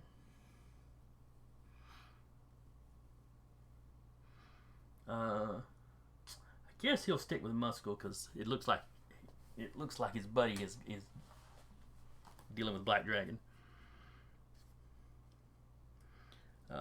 So yeah, he's going to try to grab grab his hammer back from you, Muscle. I feel like that's fair. So you roll with your strength, and he rolls with his prowess because it's one lower than his strength. Oh, I get to roll with my strength. Yeah. Now I get to roll my highest against it. Now that you have it in your hand, he's grabbing it from Oh, you. sweet. So your strength is the resistance value here. That's great. I like hearing this news. He got a 10, and not a great roll for his part. 13. All right, he fails to get it away from you. This is melee combat. It's what I'm built for. Eddie, your go. Oh gosh, I hate to keep repeating myself. You know what? I'm gonna switch. I'm gonna use my dragon breath on Molly. Okay.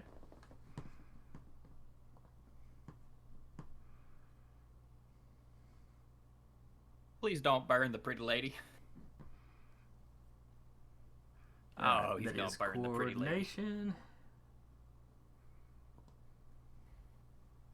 Ah, And she max rolls. Eddie is useless in this fight. This fight? You. I don't know. I mean, you're keeping her busy. She's not, she stepped in, she did something to Zach, and then she's been busy with you the rest of the time. Yeah. So you're at least neutralizing an opponent. So yeah, you spit. she jerks to the side. A little string of spittle hits her hair, and you hear a hiss, but it doesn't. Right. She doesn't seem as grossed out as John was by that, though. Like maybe she's seen worse things in her day. Muscle. So, this hammer probably hurts more than me, right? I don't know. Depends on how tough you are. I'm You're just gonna pretty go ahead and, strong, aren't you? just use the hammer myself one good time and just slam it into his shoulder. All right, give me a roll. Still just your prowess. Versus his prowess. Oh, minimum roll. That's not good. That's not good at all. Oh, no. He just got tore up by his grandpappy's hammer. All right, so you got a 12. He got a 7. That's got to be embarrassing. So that is a massive. And you normally do how much damage? I normally do 7. All right, so you're doing 8. Yes! I'm keeping this hammer. This man can't take it from me. I now have the hammer of a god. Just gonna run around with it. You're really going to put him to shame if you take his grandpappy's hammer. Legally, I think this means this is your hammer now. I just beat this man in combat. I own this now. All right, so you do 8 points of damage. Minus his resistance. So, he takes some damage. It's not horrible. But now you have Okay, to then. roll the strength and the for potential both knockout hit? for both a slam and for a stun. All right. So Do I need slam to roll first. separately. All right. Is it just straight strength? You'd be rolling the 8 because that's how much damage you did. Okay, so D6 plus 8. Right. Versus his strength of a D7 plus 8. So he got a 10, and this is for the slam. 1d6 plus 8.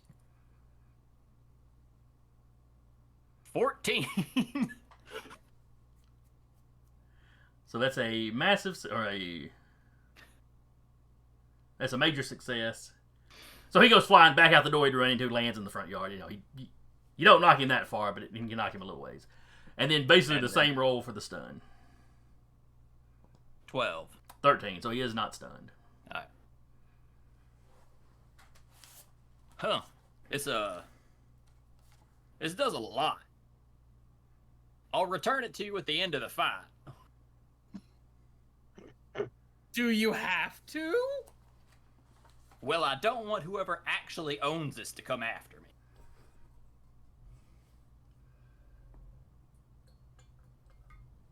I suppose that is a step above, Listen, tangling with a blackmail organization. I'll break the law. I don't want to make too many grudges.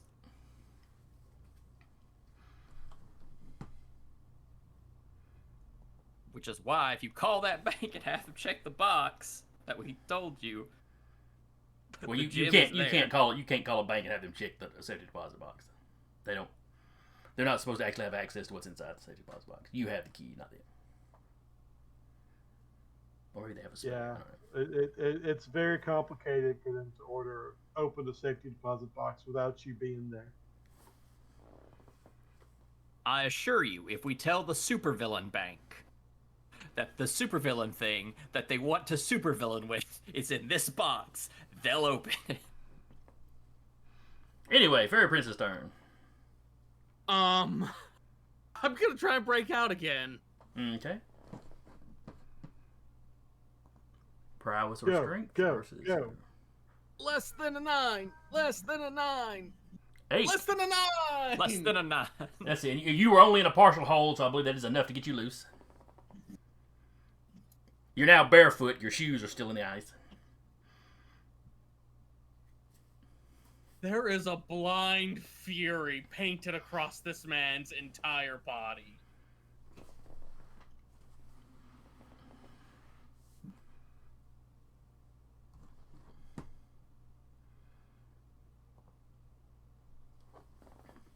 And she's not even paying attention to you at the moment. she is going to try. Eddie, she's basically looking at you going, hold still. And then instead of coming at you with a shadowy hand, the one that's misting stretches out. And she tries to do to you what she did to Zach. She tries to encase you in ice. So it's coordination versus coordination. Let's see. Oh, and she's got one for her power, so. She got an 11.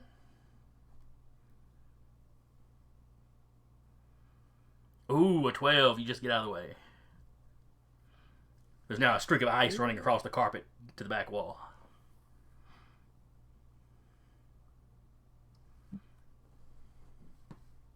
This ain't gonna end good for you, lady.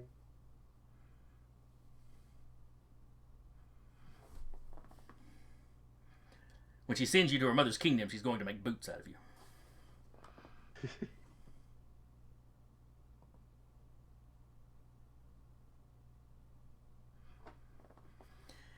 All right, out in the yard. John stands up, which is all of his movement for the round.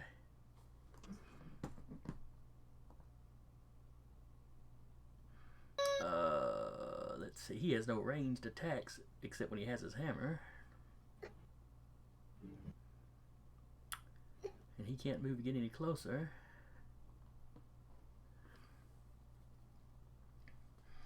So yeah, he stands up in the yard. You hear him yell inside the house, "Don't kill anybody, Molly!"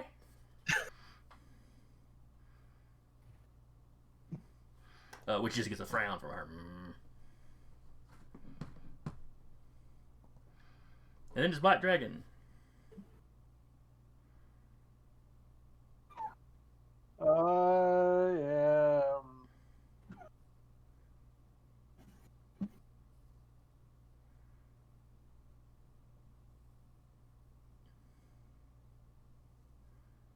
I'm gonna stick with the dragon breath on Molly. Okay. Let's see her coordination.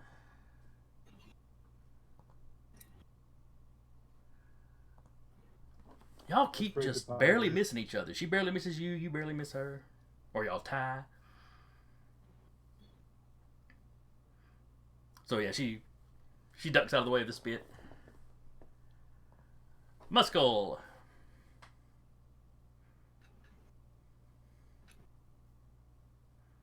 I was really hoping we could just talk this one out. I'll be honest with you. I'll swap the hammer over my other hand. I would like to walk up and grapple Molly to push her outside with me as I walk outside. Alright, give me a roll. Let's see, she 11. resists with her strength or her prowess. Neither one of which is her best stat.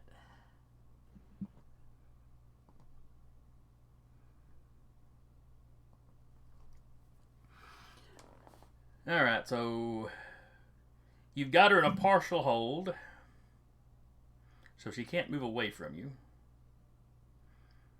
I'll say that's good enough that you walk, you kind of walk out the door with her. Alright, listen. We could casually just return the thing that's missing. This doesn't have to be a fight. I will return this hammer as well.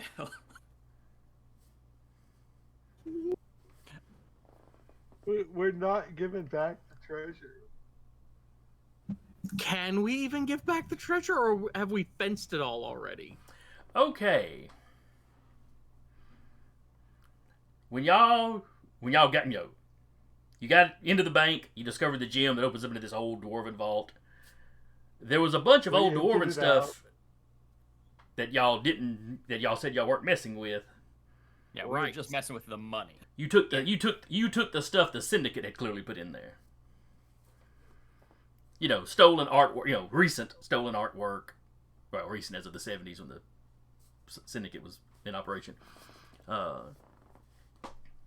You specifically said that you weren't grabbing any of the armor or weaponry or the ancient looking stuff. Mm-hmm. And in fact, that's even why you put the gem back in that bank, is so if anybody scry the gem or chase the gem down, it's in the bank. But Eddie did keep the horse statue. he kept the horse statue. I'll be honest, I forgot about the horse statue. It's the one thing from Norse mythology I know. Yeah, it slipped near.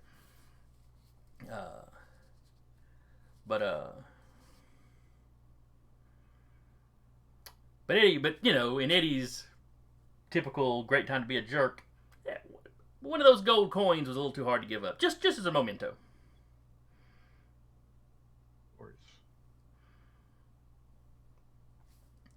So when they start going, oh, you know, we left all the treasure and whatnot. Yeah, Eddie starts thinking about that one coin he brought with him.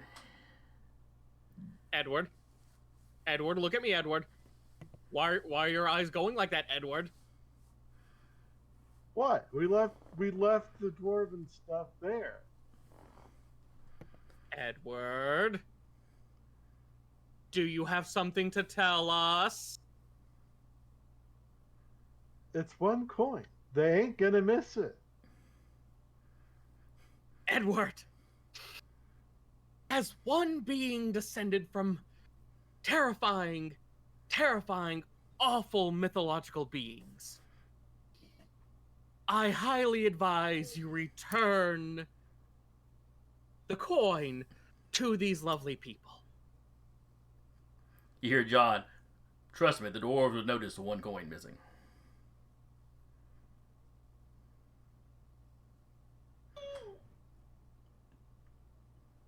And he'll sigh, well, as long as I get to keep my horse statue.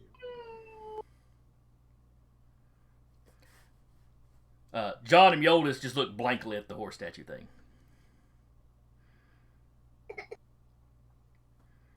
Since everything's calmed down, John is like, if you've got a coin on you, that's how we managed to track you. Then we're looking for the actual entrance to the vault. Period. We told you it's in a safety at the deposit bank. box at the bank. Oh well, there was a fight going on. I wouldn't have paid a whole lot of attention. We thought it would be funny to return that because we were like, they might actually want that back, but we needed money for our Illuminati Eddie fight. might have the coin. Eddie might have the coin, but it does not have a hole in it as he's turned it into a necklace. John just rubs his forehead. Are they going to be mad about that?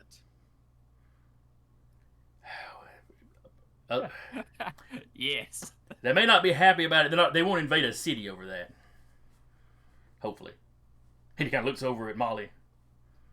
She shrugs. Probably not.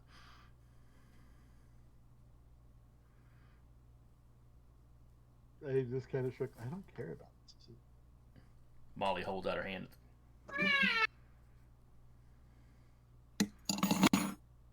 Eddie will sigh and give her his coin necklace.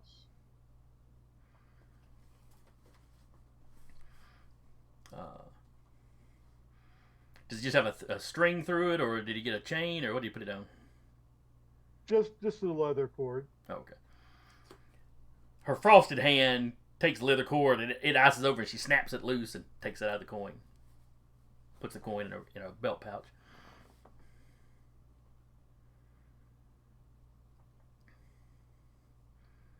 No, I'll grumble at Muscle. It's like,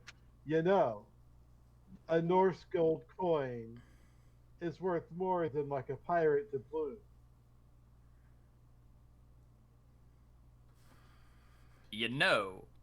I'm holding a hammer made by the gods right now. I will smite you. Oh, by the way, here's your hammer back as long as you don't hit me with it. He holds the hammer out to John. John reaches out to him. As long as you're sure you're not about to smite Kermit over there.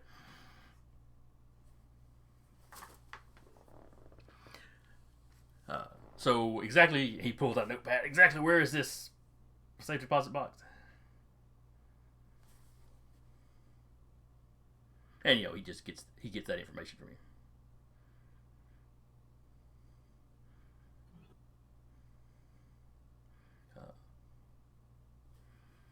And of course, if you're lying to us, we can find, now that we've met you, we can just trace you directly. Well, she can.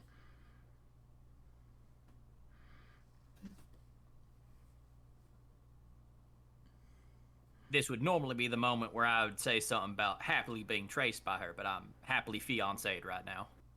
Oh, I thought you were already married. I forget sometimes.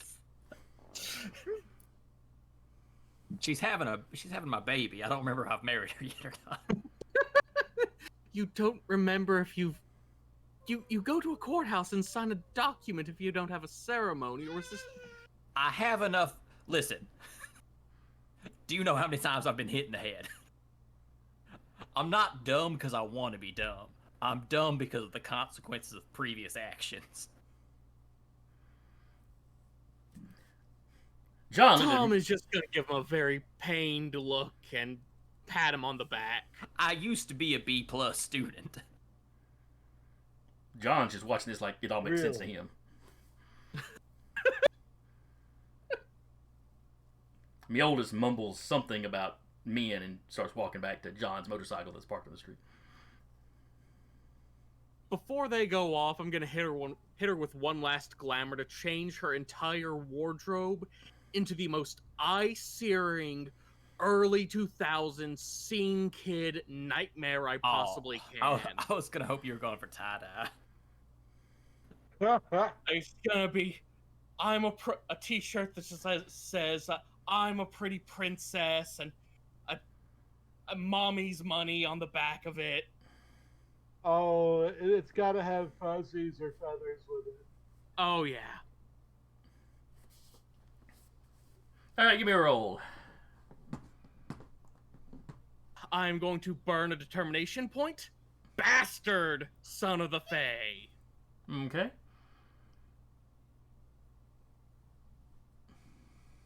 Mother.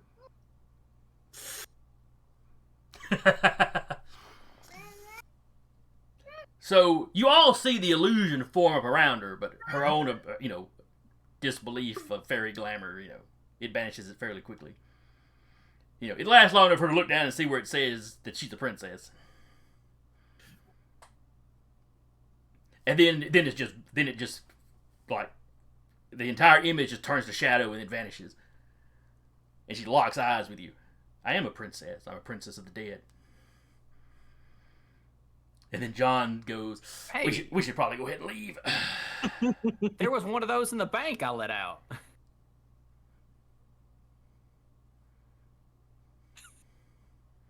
If you see her, say hi for me. They both of these Norse folks look at you like they don't know what you're talking about. Oh, she was Egyptian. Mummy. Okay. John just shrugged his shoulders. Hey, you don't know nothing about this. I take it that means there's a lot of different hells. Or a lot of different dead gods. I don't know how many of them are real. The oldest just nods her head. Oh yes, the cultures of China alone have over 1,000. Well, aren't you just so knowledgeable? Hey, don't be rude to her just because she knows things you don't. Yeah, I realize she throws your pants, but be respectful. And she answered that about the 1,000 hells of the Chinese. Oh crap, I forget which faith it was over there now. Anyway, she mentions that like offhandedly, not really even paying that much attention to the question. She's just looking thoughtful after y'all mentioned the Egyptian mummy chick. And then John gets on the motorcycle and they drive off. So that was like Thor's hammer, right? Oh, absolutely. I gotta hit somebody with Thor's hammer. This job keeps being neat for me.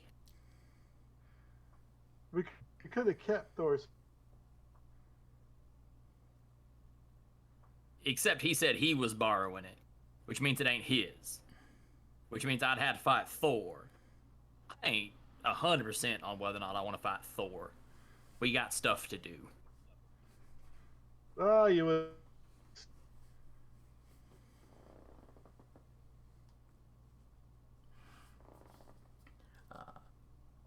So where the hell is Night Magician at? Excuse me. Well, like I said, it's going to be the next day at the soonest that he can get back. Does that mean I get my stamina back for getting punched in the face? Yeah, y'all get to rest. Well, so as they're driving off, you notice some of the neighbors are standing out in their yard. Ah, dang it. Because y'all were, y'all were in a townhouse.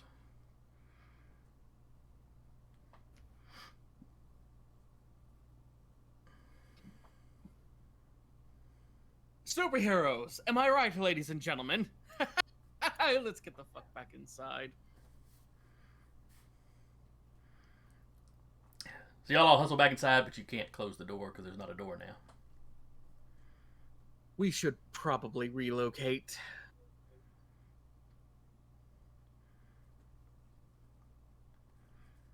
All right. Yeah. Let's see. I feel like there should be a die roll for this. Can y'all get packed up and out before the police show up?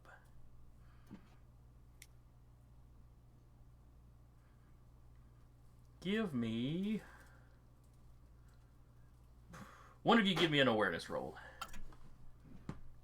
The other two can be aiding, so, you know, it'll be a plus... Well, I guess a +1. I have a 4 for awareness. Does anyone have higher than that? I have kind of a poop awareness. Oh, my awareness is 2. Awesome. Sounds good, sounds good. I guess You I'll make... found our weakness. Oh! Hey, max roll it, Oh, though. but I rolled minimum. Alright, so yes, y'all, you know, other than a few toiletries, a few outfits, most of your stuff you were already kind of had packed up in a go bag, just, you know, you weren't planning on being here that long, so there was no point in unpacking too much. We're all experienced criminals at this point in Yeah, our yeah. lives. So y'all managed to quickly gather up all your stuff, whatever anyone had left, or the night magician had left in his room, and y'all load up in y'all's window-tinted vehicle and take off.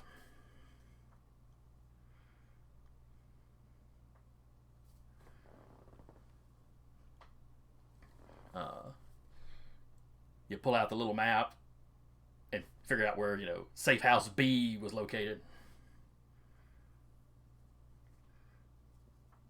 Because you never know when you need a fallback position.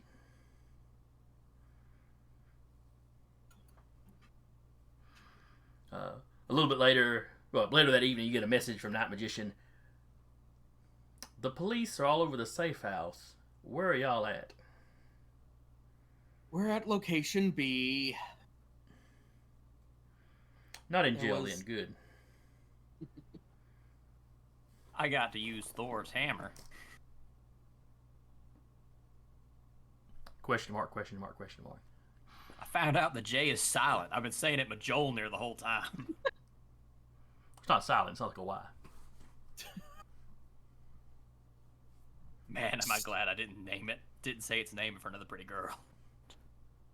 Certain members of our organization decided to take souvenirs from the Whoa, previous... whoa, whoa, whoa. You're making that plural. It was just the fucking lizard. No. Oh, yeah. Certain member.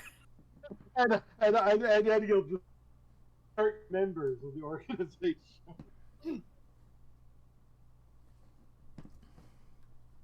Certain member of the Oh, we organization just decided to take a souvenir. You didn't think of it.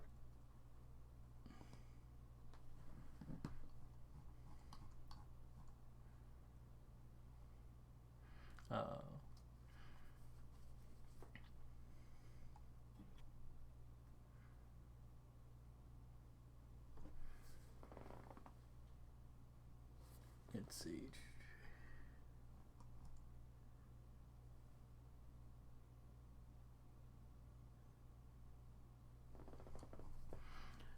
Sorry, I was looking at the guy he was bringing in.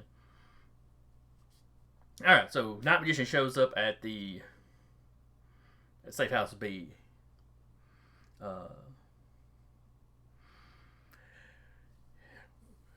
With him is a fellow that he introduces as Lucas.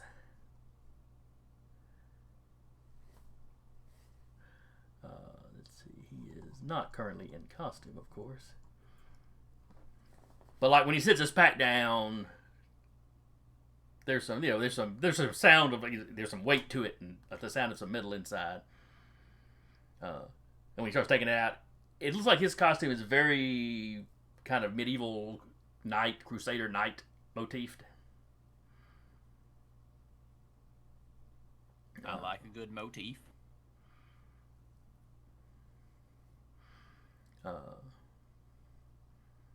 Well, he's Crusader Kid or Kid Crusader. Let me see here.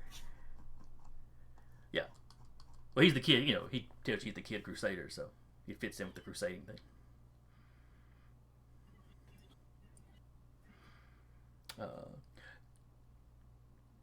Muscle, give me an intelligence roll to see if you're familiar with the Kid Crusader. That's gonna be a 4. Okay, probably not. I will, however, roll the difficulty and see. No. Nah. I mean, you have heard of a Kid Crusader, but that was years back, and you think he became a different hero. So this is a hero? If you think about it, the original Kid Crusader was a hero.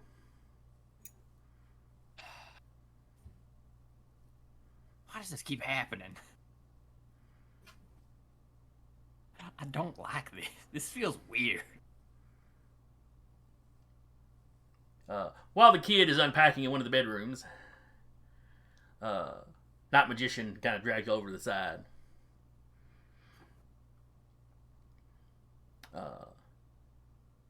Okay. He thinks of himself as a hero.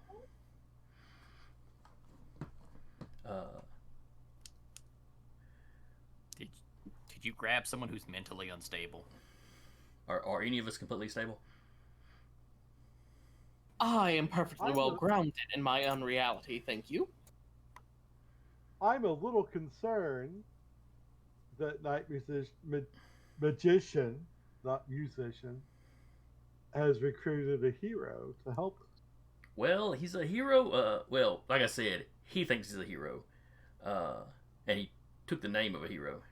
But like the modern issues that come with the term Crusader, let's just say he fully embraces that.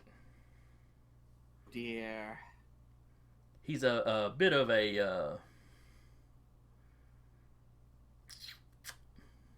supremacist. Fanatic? Yeah, fanatic's a good word. You doesn't have a lot of. hired a Nazi? Please tell me he ain't a Nazi. No. Kinda He's not. knows No. about Not exactly. No.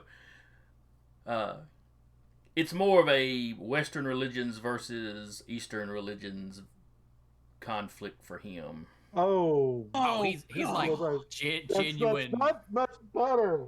Hey, Look, I don't know that many people with electrical powers. This was the guy I could get. fair.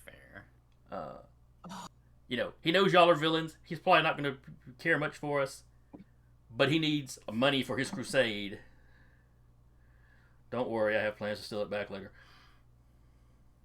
Or, dime him out later, but...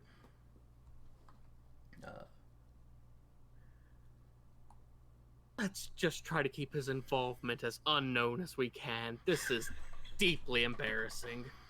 He's just here to take out the electricity in the area. He was at a Mott riot, a Mott rally that turned into a riot and got struck by lightning. Mutant counter demonstrator, called down some lightning or hit him with a lightning bolt or something.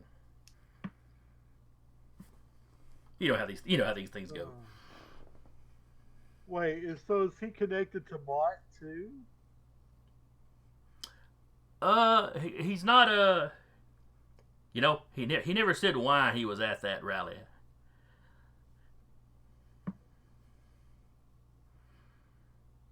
I'm sure it was for perfectly wholesome and normal person reasons. He's also well, let's just say a bit of an ultra nationalist. So, You keep saying words that make me think Nazi, brother. I can't help this. Listen, we'll use them, but it better be this one job and this one job alone. So is you said this is the Kid Crusader 2, right? Mm-hmm. Is the Kid Crusader as in Toss Up was the Kid Crusader in Black Avenger the Kid Crusader, or is that the original Kid Crusader a different Kid Crusader? Okay, this is kind of out of character. Kid Crusader 2 was a nemesis Mike came up with for Toss Up that we never ended up using in season 2. Gotcha. I don't think Mike ever got around to statting him up until recently, or at least he didn't send me the stats till recently. That certainly would have made a good villain for Toss Up. He would have been horrified by that. If in a future season, and if you wind up playing Toss Up again, there's a good chance he'll pop up. Because boys is the sort of thing that's going to set a hero on edge if somebody like that's using his name. Yeah, no, that's a good setup. Damn. But when we were talking about getting an electrical somebody to help, that was who Mike thought of. So it's like, this is who I'm going to go get. That dastardly Mike.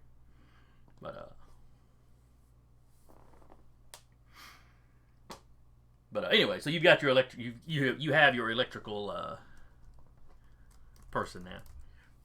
So Night Magician asked you, what you found out about, how did your scouting go, and what was this about Thor's hammer, and what happened at what happened to the door of our first safe house?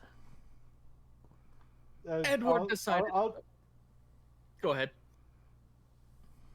I'll point to Muscle and say, this Yutz took Thor's hammer and gave it back.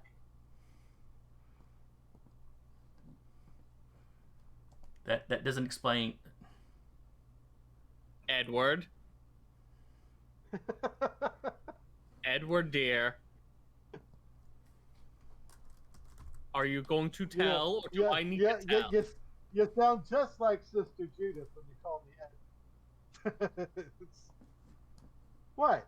I kept a souvenir. Some dwarven coin. We specifically didn't want to take that, Edward. Is this a problem that's going to crop up on us again? He gave it back. We gave it back. Okay.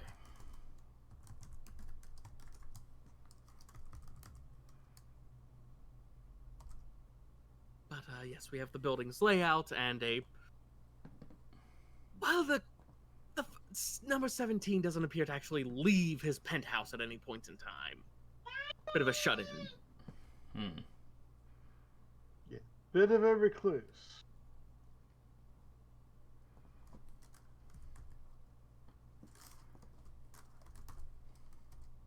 And yeah, just take out the diagrams we have, lay them out. So how do you how are you at helicopter piloting? Not a lot of formal training, but can probably manage it. Ah, good. We were thinking of a rooftop show, as it were. Definitely the easiest way to get to a penthouse. So we will have our associate knock out the power. Once it's out, we head in with a helicopter, go through the roof, and grab our little nerd. And hopefully get out before more capes show up. And he'll, when you say grab our little nerd, Eddie's going to fold his arms and say, are we going to have to give him back? Really depends on how cooperative he is. My God, you could steal something from his apartment, something pocket-sized. Will that make you feel better, Edward? Will it? My coin was smaller than pocket size. Just saying. And yet they tracked you to the opposite end of the continent with it.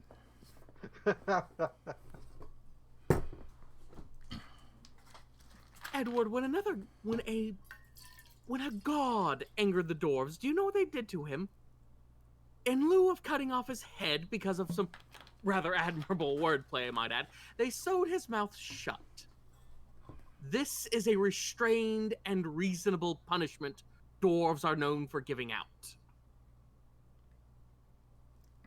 You didn't just scam them, you stole from them.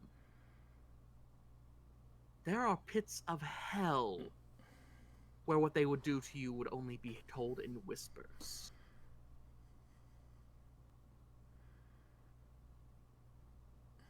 Also, they're just like short, mad guys that'll hit you with shit. I mean, Oh yes, very you much. don't want to deal with that. It's just annoying. And then it's like all of a sudden the lights will turn on and Eddie's eyes will like, oh, Napoleon complex.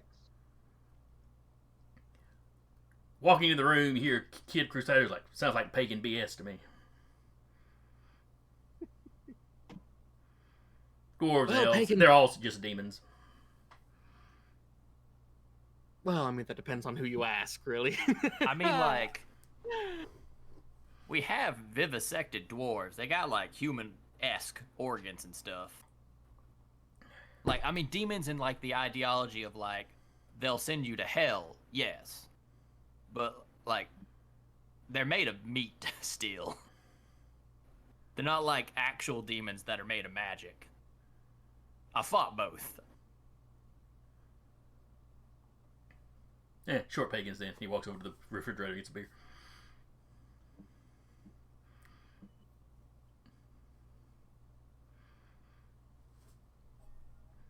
And then he comes over, he's drinking, looking at the map.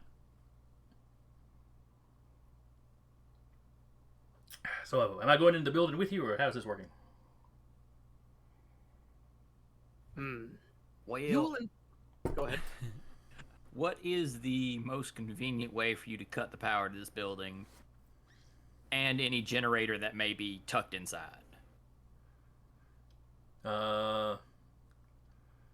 What kind of range do you have? That is a good question.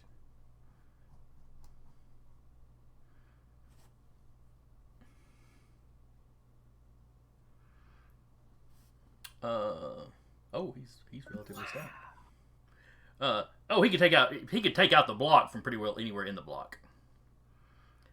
Now, if they've got their own special generator, and if it's shielded at all, he'd need to be closer to it. As far as just general power, just get him on the city block, he'll take it out. What if they do have a shielded generator? Can you do it from just outside the building? Or do you have to be even closer? From outside the building, just outside the building, maybe. He goes, I mean, what kind of shielding are we talking about?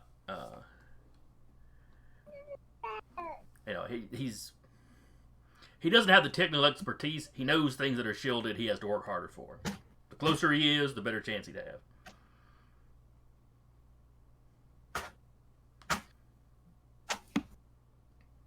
On the diagrams, where are the generators located, and how easy, relatively speaking, would they be to get to? They are in the basement.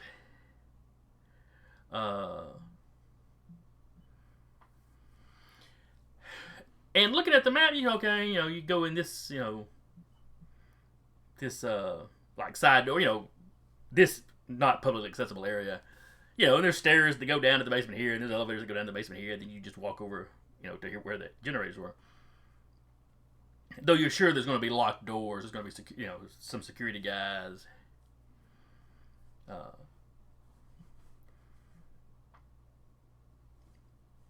It's not like they're hidden. You just don't know. The plans you've got do not tell you where they'd stick security guards or what kind of security they've got.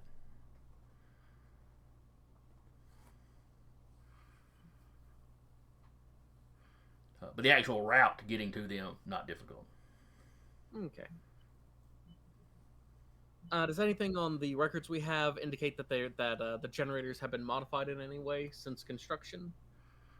No, it does not say anything about that. You find where 10 years later one of them was replaced, Yeah. But no specs on what they replaced it with. You get a model number, and you look that model number up, and it's a comparable generator, it was just a newer model. Okay. I'm still not convinced he doesn't have a small generator in his own apartment that wouldn't even be on the plans. He probably does.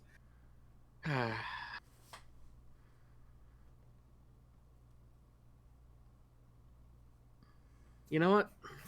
Honestly, my recommendation is we have him knock out the power from a distance. Then he hops in the helicopter with us. We fire that up. And he goes in with us just in case we need him to take out the power there. Or is Muscle, like, just in case there's, like, a panic room in the penthouse. There's a couple of spots in the penthouse that are blocked to my vision. So there's absolutely a panic room. Oh, 100%. Let me jump y'all back over to the apartment, man. The only other thing is we need to make sure that if he's going to be with us when he knocks out the power, and then we're going to get on the helicopter, we want to make sure that the helicopter, he doesn't take out the helicopter when he's knocking out the power. As long as the helicopter's off, it should be fine. Or alternatively, we just have it out of his range. Well, also, helicopters are gas-powered. The actual mechanical engineering of it couldn't be stopped by electricity. We just have to physically start the helicopter, and I'm strong enough to turn the blades enough to do that. Okay. Yeah, it would take out the starter or something. If it's like a car. Just like an old airplane, once you can spin the propeller up to get the engine started manually. Okay. I'm not sure if new models still have that, but it's a helicopter. I'm sure we could figure something out. So you need an old helicopter. One of those old bubble ones, like from the opening of Magnum PI. So, also, question. Mr. Fairprince, could you disguise our helicopter? Oh, absolutely. What are you thinking of? Something... Well, I mean, just like cloud. Make it look like the fucking sky. People don't look up too often, but... Oh, yes, I mean, a dragon would probably stand out a bit. Like something to block out the noise of it, you know, make it less obvious that we're landing in a helicopter. I can work something like that. Just give me a moment to think on it.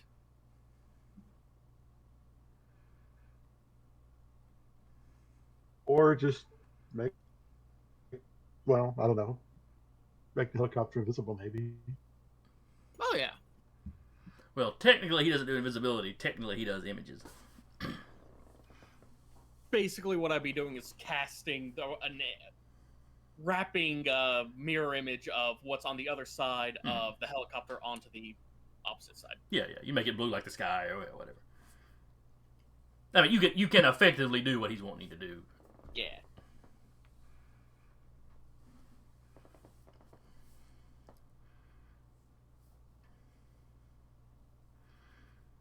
Alright, so you know you're going in from the air. Are you going to try to get Kid Crusader into the building?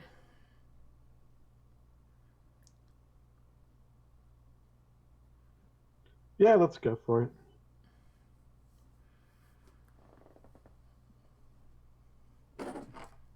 Alright, how do y'all want to get the kid into the building? Honestly, I'll just throw glamour over him. Make him look like just a technician. Suit, tie, hard hat, clipboard, tool case, or a toolbox. Okay, that seems reasonable. So yeah, I could probably just walk in like this.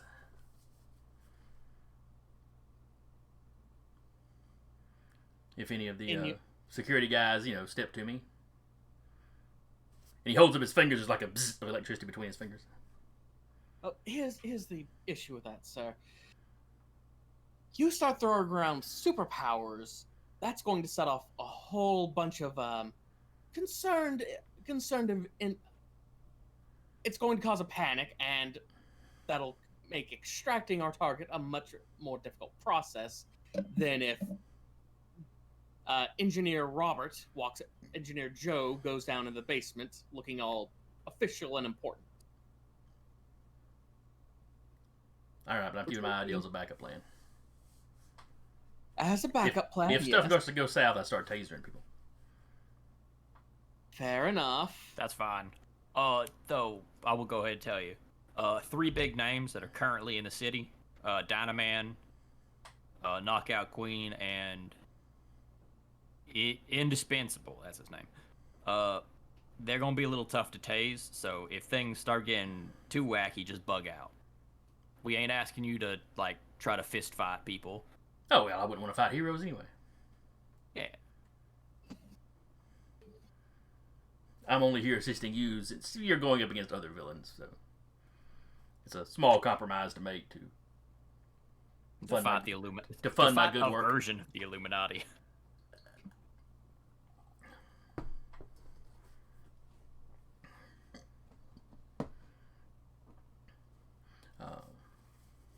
But all right.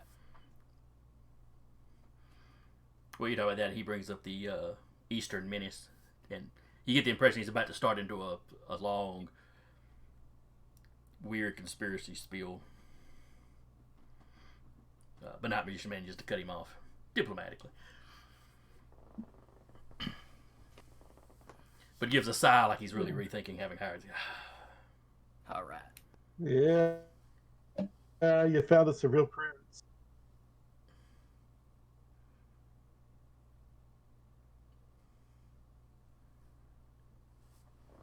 You still with us, Curtis? You cut off there. Yeah. Oh, did you not hear me? I said, yeah, you found us a real prince. Oh, okay. Yeah, I did catch all that, but then your picture kind of locked up. I was afraid we'd lost you. Oh, I get a lot of internet hiccups. Yeah, your voice is coming through okay. It's just I guess the video. Anyway. All right, so y'all see about getting a helicopter. Are you just going to rent a random helicopter, or are you going to go out and buy one? Well, you know, let's rent a helicopter. Bet you don't get the deposit back. It's probably not going to survive the night. We don't really want to buy it.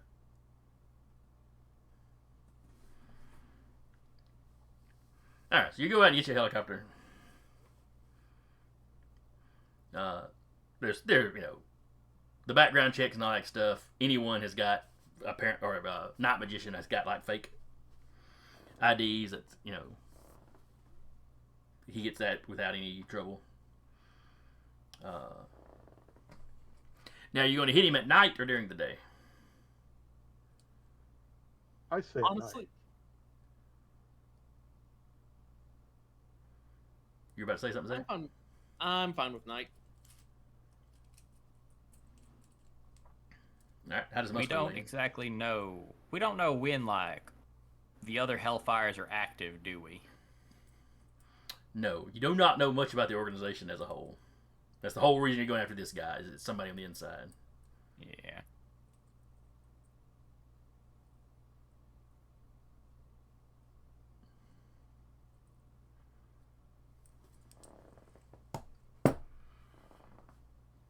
I mean, I guess it's fine. Going one time or the other.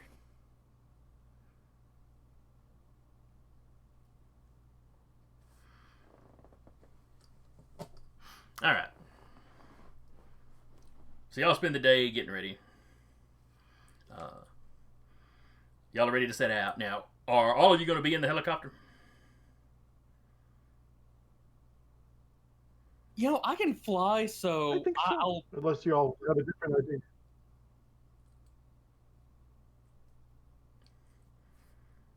All right. What was that, Curtis? I think he said he was going to be in the helicopter. I was going to say that I kind of thought maybe. But, I mean, if the fairy prince can fly, so maybe he doesn't want to ride in a helicopter.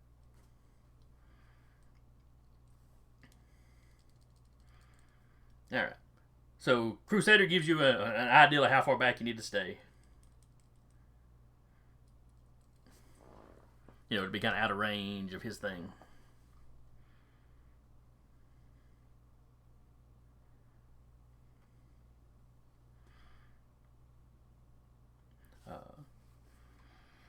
You see him go in.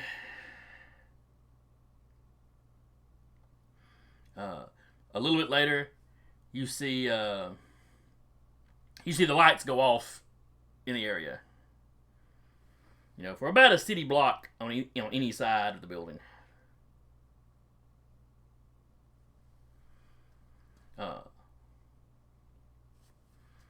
Including the building itself. Though the building goes dark, y'all start flying in. And then, 30 seconds later or so, you see a few lights in the penthouse come back on. As expected. It doesn't look, it's not like fully lit up. Maybe it's just emergency lighting.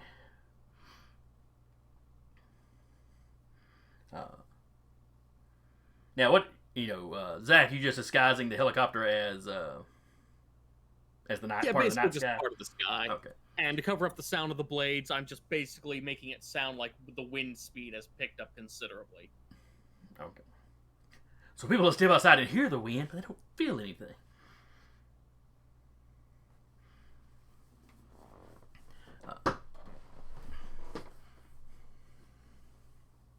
It's just the sound of a tornado overhead. The wind's not disturbing the ground, and it's higher up. All right, so y'all are approaching the roof of the building. Anyone's just going to land on the helipad. Fairy Prince, are you just staying neck and neck with the helicopter? Yeah, I'm staying neck and neck with the helicopter. Okay. You don't want to run off ahead? Scout out? No, I think I'm gonna stick with the group.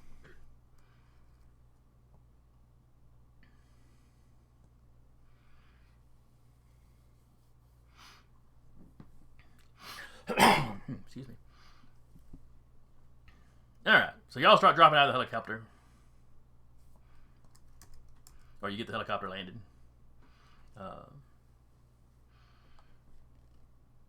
It's turned off. Fair Prince can drop.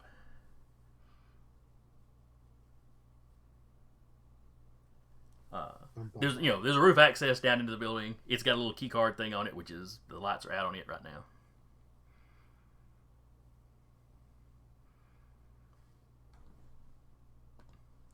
But the door is locked.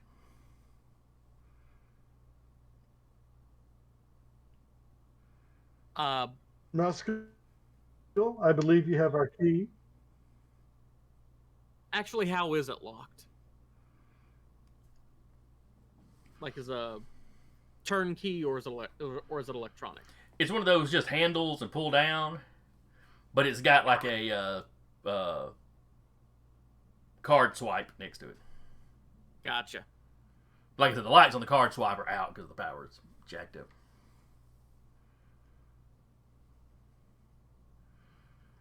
But if that's out, more than likely, whatever alarm is on it, way out as well.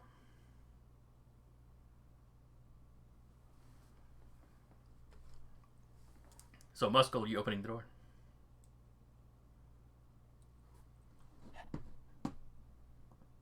If that's our route, I'll open it. All right, you push. You snap the locks open.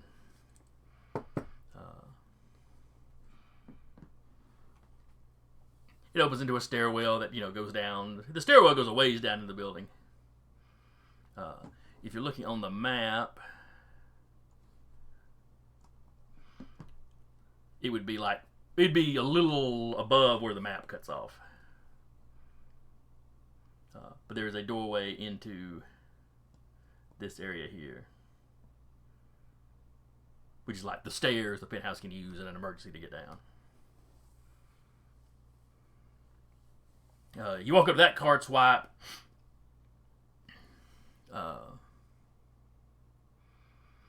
And it has got lights on it. Though if the rest of the building's power's off, it couldn't be sending a signal anywhere else in the building. Unless it's sending it somewhere else.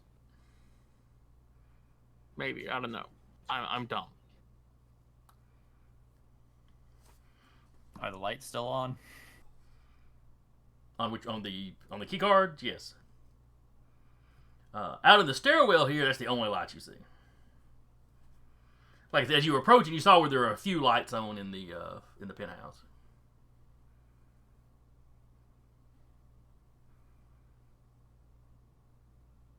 Yep. Let's go ahead and get this over with. All right. Yep.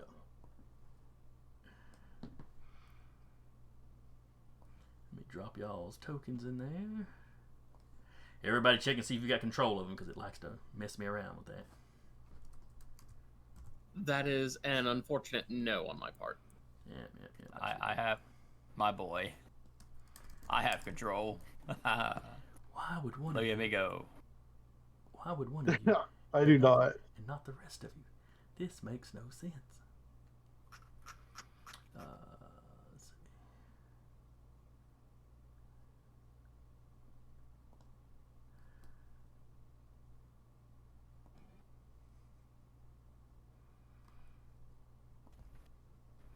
Controlled by Fairy Prince. Controlled by Eddie the Lizard. Alright, see if you guys can control him now. I can. Alright, very good then. So yeah, all of y'all are in Yep. here.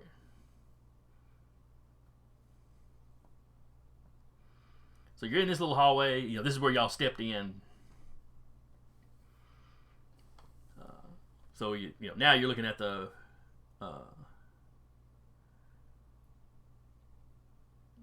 basically like the front door is here and you know.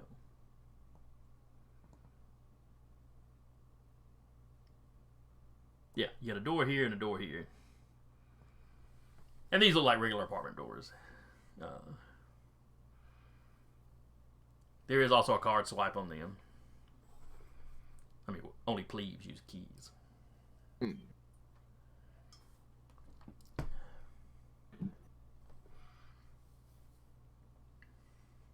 Well, which door do y'all want to go in first? Do we have like a scrying magic out of you by any chance to just find him in this building? Unfortunately not. That is a little bit outside of my purview.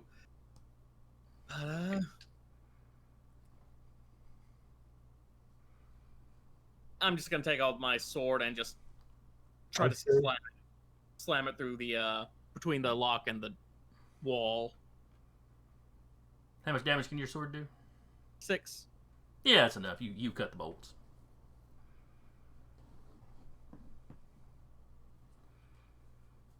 And I'll punch through both of them. Okay. You step into this little area. It's like a little laundry room. You know, it opens up into the kitchen. Kitchenette, whatever you want to call it. Someone needs to fold their clothes. Yeah, it's a pile of dirty clothes. He's got somebody that comes in and does that for him. They'll be there in the morning.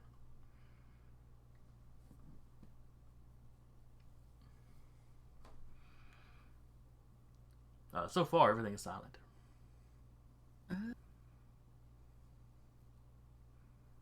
I assume this is just a regular door, no key Well, card. that's- Yeah. There's no. Once y'all are inside the apartment, you know, you've got like normal inside door locks. You know, where you could lock a bedroom door if you wanted to, but nothing. All right, I'm gonna slam a quick X-ray. Is he even in here? You don't see him, though. You do see areas that you can't. There are areas that you cannot see. Yeah, I'm just gonna rush to an area I can't see. Okay, there's like a little area here. There's a bigger area here. I'm gonna go for the bigger, slightly more livable area. There's a little area there. So, okay, so this area here? Yes, sir. Alright. You know, as you move through, you know, you can't see through that wall. You loop around to this side, you can't see through that wall. Is there a door? You know, there's a door that lets you into this bedroom, but you can't see through the wall here. You get up here in the bathroom, you can't see through this wall.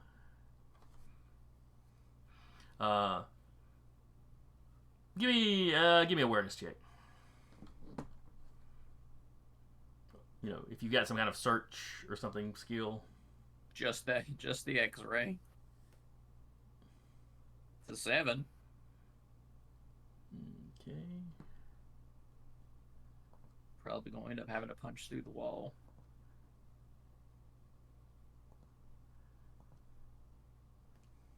Probably. Hey, I did succeed though. All right, so right here, and I'm just going to group all of y'all together. Unless y'all, are the rest of you spreading out to search the rest of the apartment? So we stick Yeah, together. stick together. Wimps. All right, so y'all are all into here. He's, or y'all can move yourself wherever. But what you find is a panel on the wall. Blends into the wall pretty well. But as you're searching, you realize it's like it shut and didn't shut perfect. You know, you wouldn't notice it if you weren't specifically looking for it, kind of thing. Now,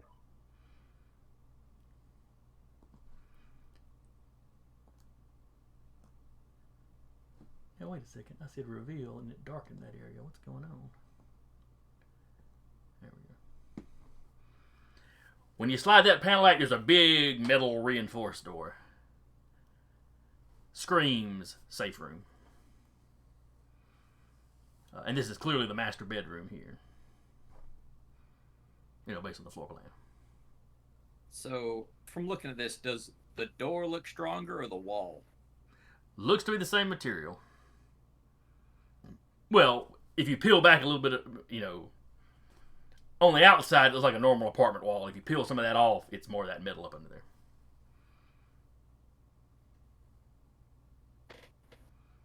Alright.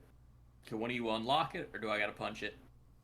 I actually improved my sleight of hand, and that can be used as to pick locks. Electronic locks? Oh, I also took a rank in technology. Okay. So. Alright, you can give me a roll on that. It's going to be difficult, of course, because this is all security done up. High-tech stuff, you know, high-end stuff. Oh, that's probably a no-go.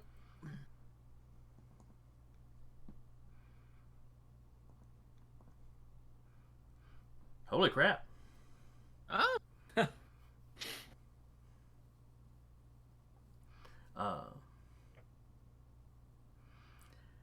Let's see. A marginal success in this instance. I'm going to say that the door does not open. It's like you've just about got the code figured out, and then somebody changes the code. Ah.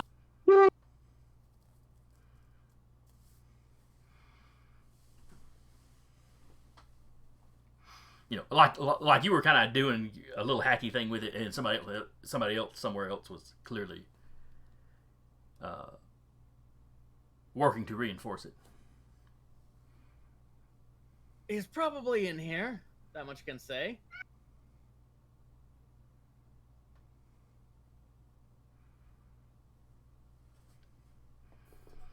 What's plan B? Do you want me to just rip it? Might as well. I do apologize. Alright. If you can. Eddie, get a little bit of acid on the hinges, and I'll pull.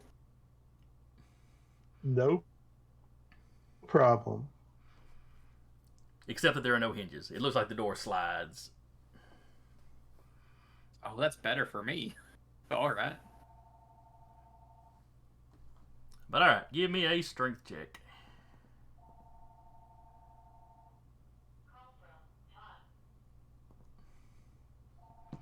Yet no. It's a 9.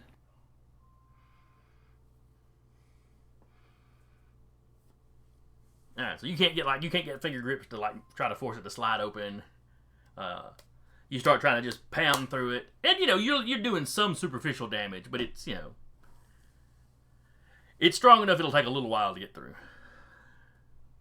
Like strong enough you almost think it may have had super people in mind. Yeah, that makes sense. But you're sure you can probably get through it eventually. Jason? Mm-hmm. With your permission, I would like to power stunt my images into making an actual portal through the hole. Or actual portal through the door. What are you going to tap? Bastard son of the she, I am digging deep into my natural wellspring of magic to push myself beyond what I normally attempt. To create a passage that is not usually there. That seems fairly Fey oriented. Fam, you don't even have pants That was a wonderful quote out of context.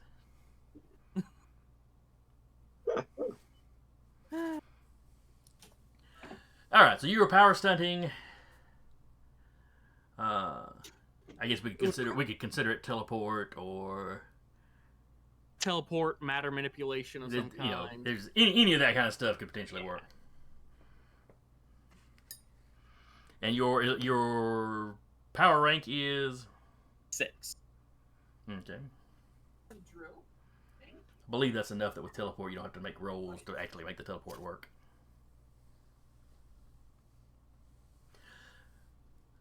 So describe what this entryway looks like.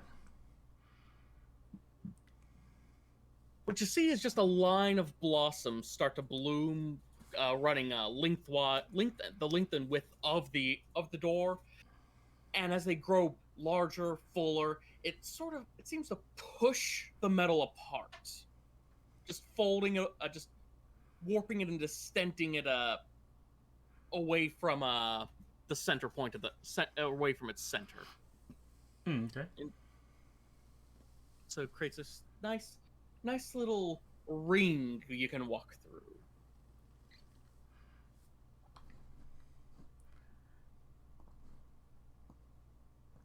Well, that was not what I prefer to do, but What is roll 20? Here we go. Did I finally get the fog of war Yes. off from y'all's? Okay. I keep clicking reveal, and it just keeps adding shadow as I click on it. I don't know what roll 20 was doing. Oh yes, and there, let me throw out a random somebody to be in there, because I'm sure I'll be very upset to have spent all that time and then open it up and it's empty.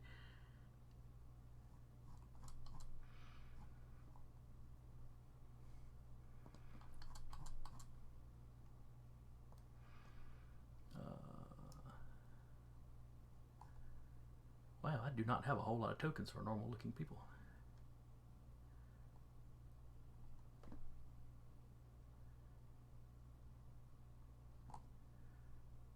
And I really should have somewhere. Where did they all go?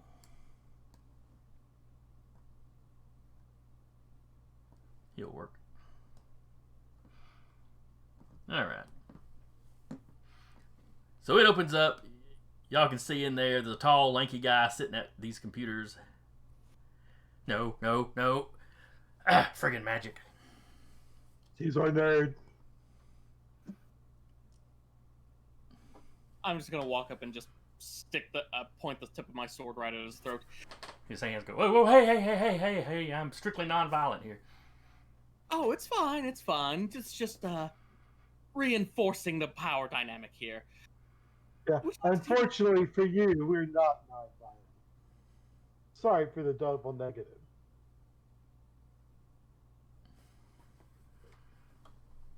So, what can I do for you fellas?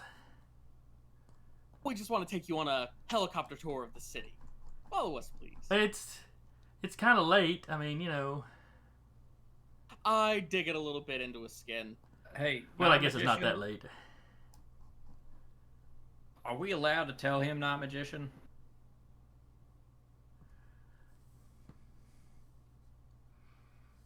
I don't guess You it know, would do any harm. Cut through the chase of it and get straight to it. All right, mate. This is about the Hellfires. He pales a little bit. His deer in the headlights look for just a split second. Item number 17. Why does this keep happening to me?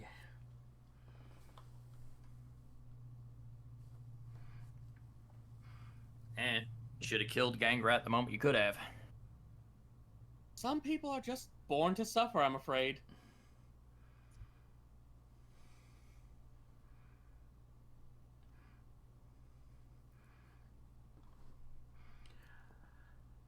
He starts to get out of his chair again. You know, I got swords on him and all. One of his computer screens flickers. He just contacted somebody, probably. No, Fucking no, technology. somebody's contacting you. It flickers and then it changes to, you see like the black silhouette of somebody sitting in a chair. You know, it's like all silhouetted out so you can't see who it is. Oh Lord. It's a classic. Sorry to interrupt. Is anyone, or no, sorry, the first thing that comes out is anyone there? I'm gonna pull out my phone and start Nobody recording. but us lizards. And Nightmare's just like, we're here.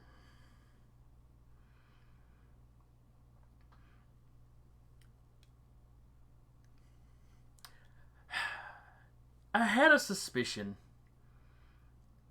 when a acquaintance of mine in Detroit suddenly met some misfortune. I thought that might involve me in my business. And who do we have the pleasure of speaking to? And Hellfire 17's like, and who the hell's on my computer? And the person on the computer, shut up, Gary. Did you think you were the big dog in this conversation? I thought I was the big computer guy. You're number 17. There's 16 people better than you at this. The numbers don't necessarily go in order. Sure they don't. Sure they don't. So, Hellfire 4, what can we do for you? He just sort of chuckles. You lads have been drug into something far above your pay grade. I would suggest you dispense with this investigation. Take the syndicate's money and retire. If you do, we won't come after you.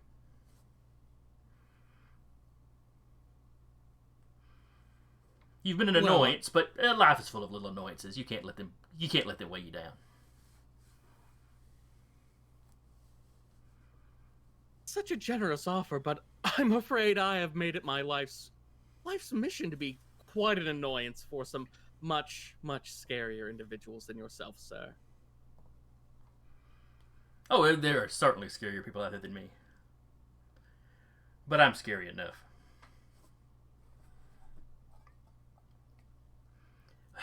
Are you, though? Oh, really? Is there nothing that I can offer you?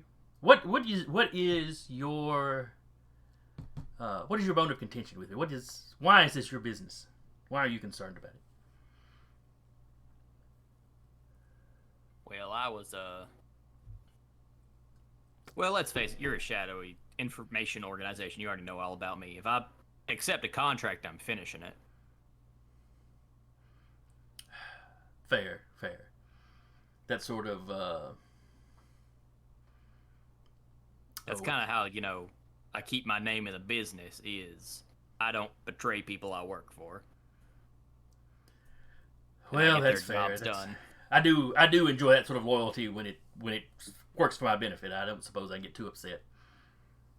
Well, I mean, after What all other this people- business, if you need to hire me, you just contact me. Oh, I have minions enough. And he's just gonna roll his eyes. Jeez, when did we become the friendly bad guys? Come now, Edward. I'm always the friendly bad guy. That's how I get hired. Anyway. But he's like, come now, Edward. I know you want to take over Gangrat's empire. Someone like me in your corner could make that a whole lot easier. A lot of Gangrat's people don't have a whole lot of respect for you. That's unjustified, I'm sure. But That begs the question, who are you? I could be your best friend. You could call him Al. Sorry, I'm having a good time with this. I apologize. This is a serious moment, I recognize. Oh, it's quite all right. We're in no rush. I assume you've already contacted supers and they're on their way to us. They should be arriving in about, and you hear window shatter. Yeah, I love Oh well, this job. it was nice giving you. It was nice having a conversation and seeing my foes face to face. Ta-ta, and the screen goes black. And Hellfire 17, Gary, is just sitting there like, what the crap? I checked my cell phone. Did the recording actually happen, or was it immediately removed? I don't know if you have time really to check it too closely just now. Well, I mean, just to say, like, is there a recording on it? Oh yes, or... yes, there is a recording on there. Yes. All right. It wasn't auto-deleting. Where am I? Ah, there we are. So let's see. Window shattered here. Window shattered here.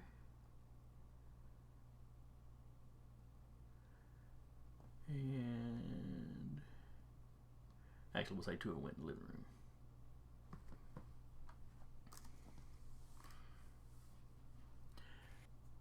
All right, so you hear that shatter.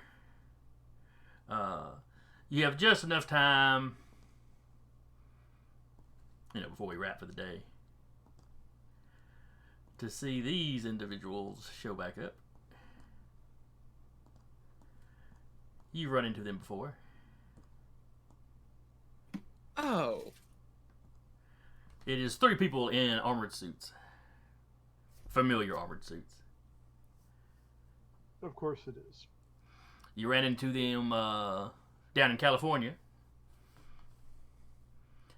Going under all using basically the code name Majestic, but then with individual numbers. So Majestic 5, 7, and 12.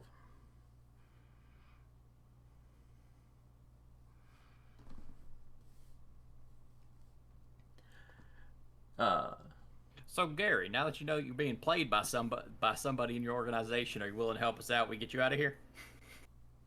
Answer a few questions. Just don't let him kill me. Just don't let him kill me. And then Majestic 12 says, the larger armored suit, shut up, Gary. You guys should really have taken the boss's offer.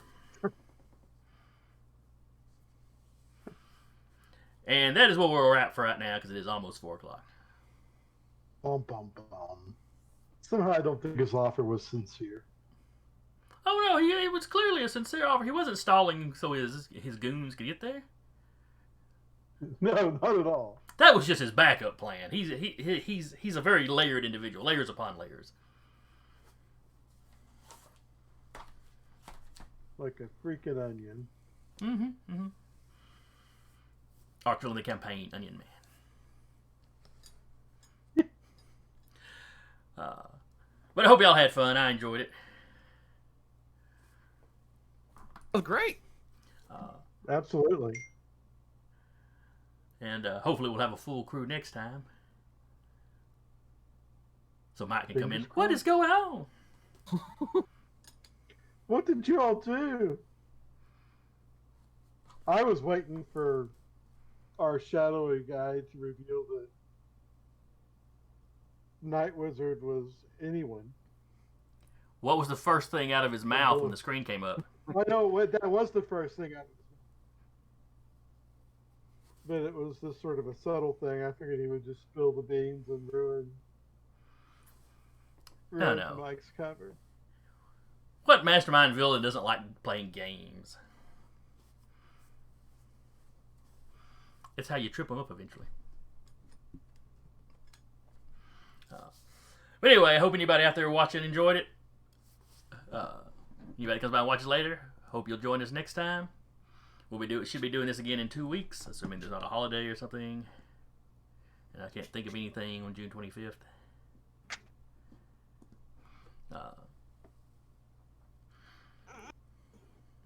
So anyway, we'll see y'all then. Again, I was your game master for the day, Jason. And with me was Curtis, a.k.a. Black Dragon, a.k.a. Eddie the Lizard. Laters. Taylor, a.k.a. Muscle the Muscle. See ya. And Zach, a.k.a. the Fairy Prince. Thank you so much for watching. And we will see y'all next time.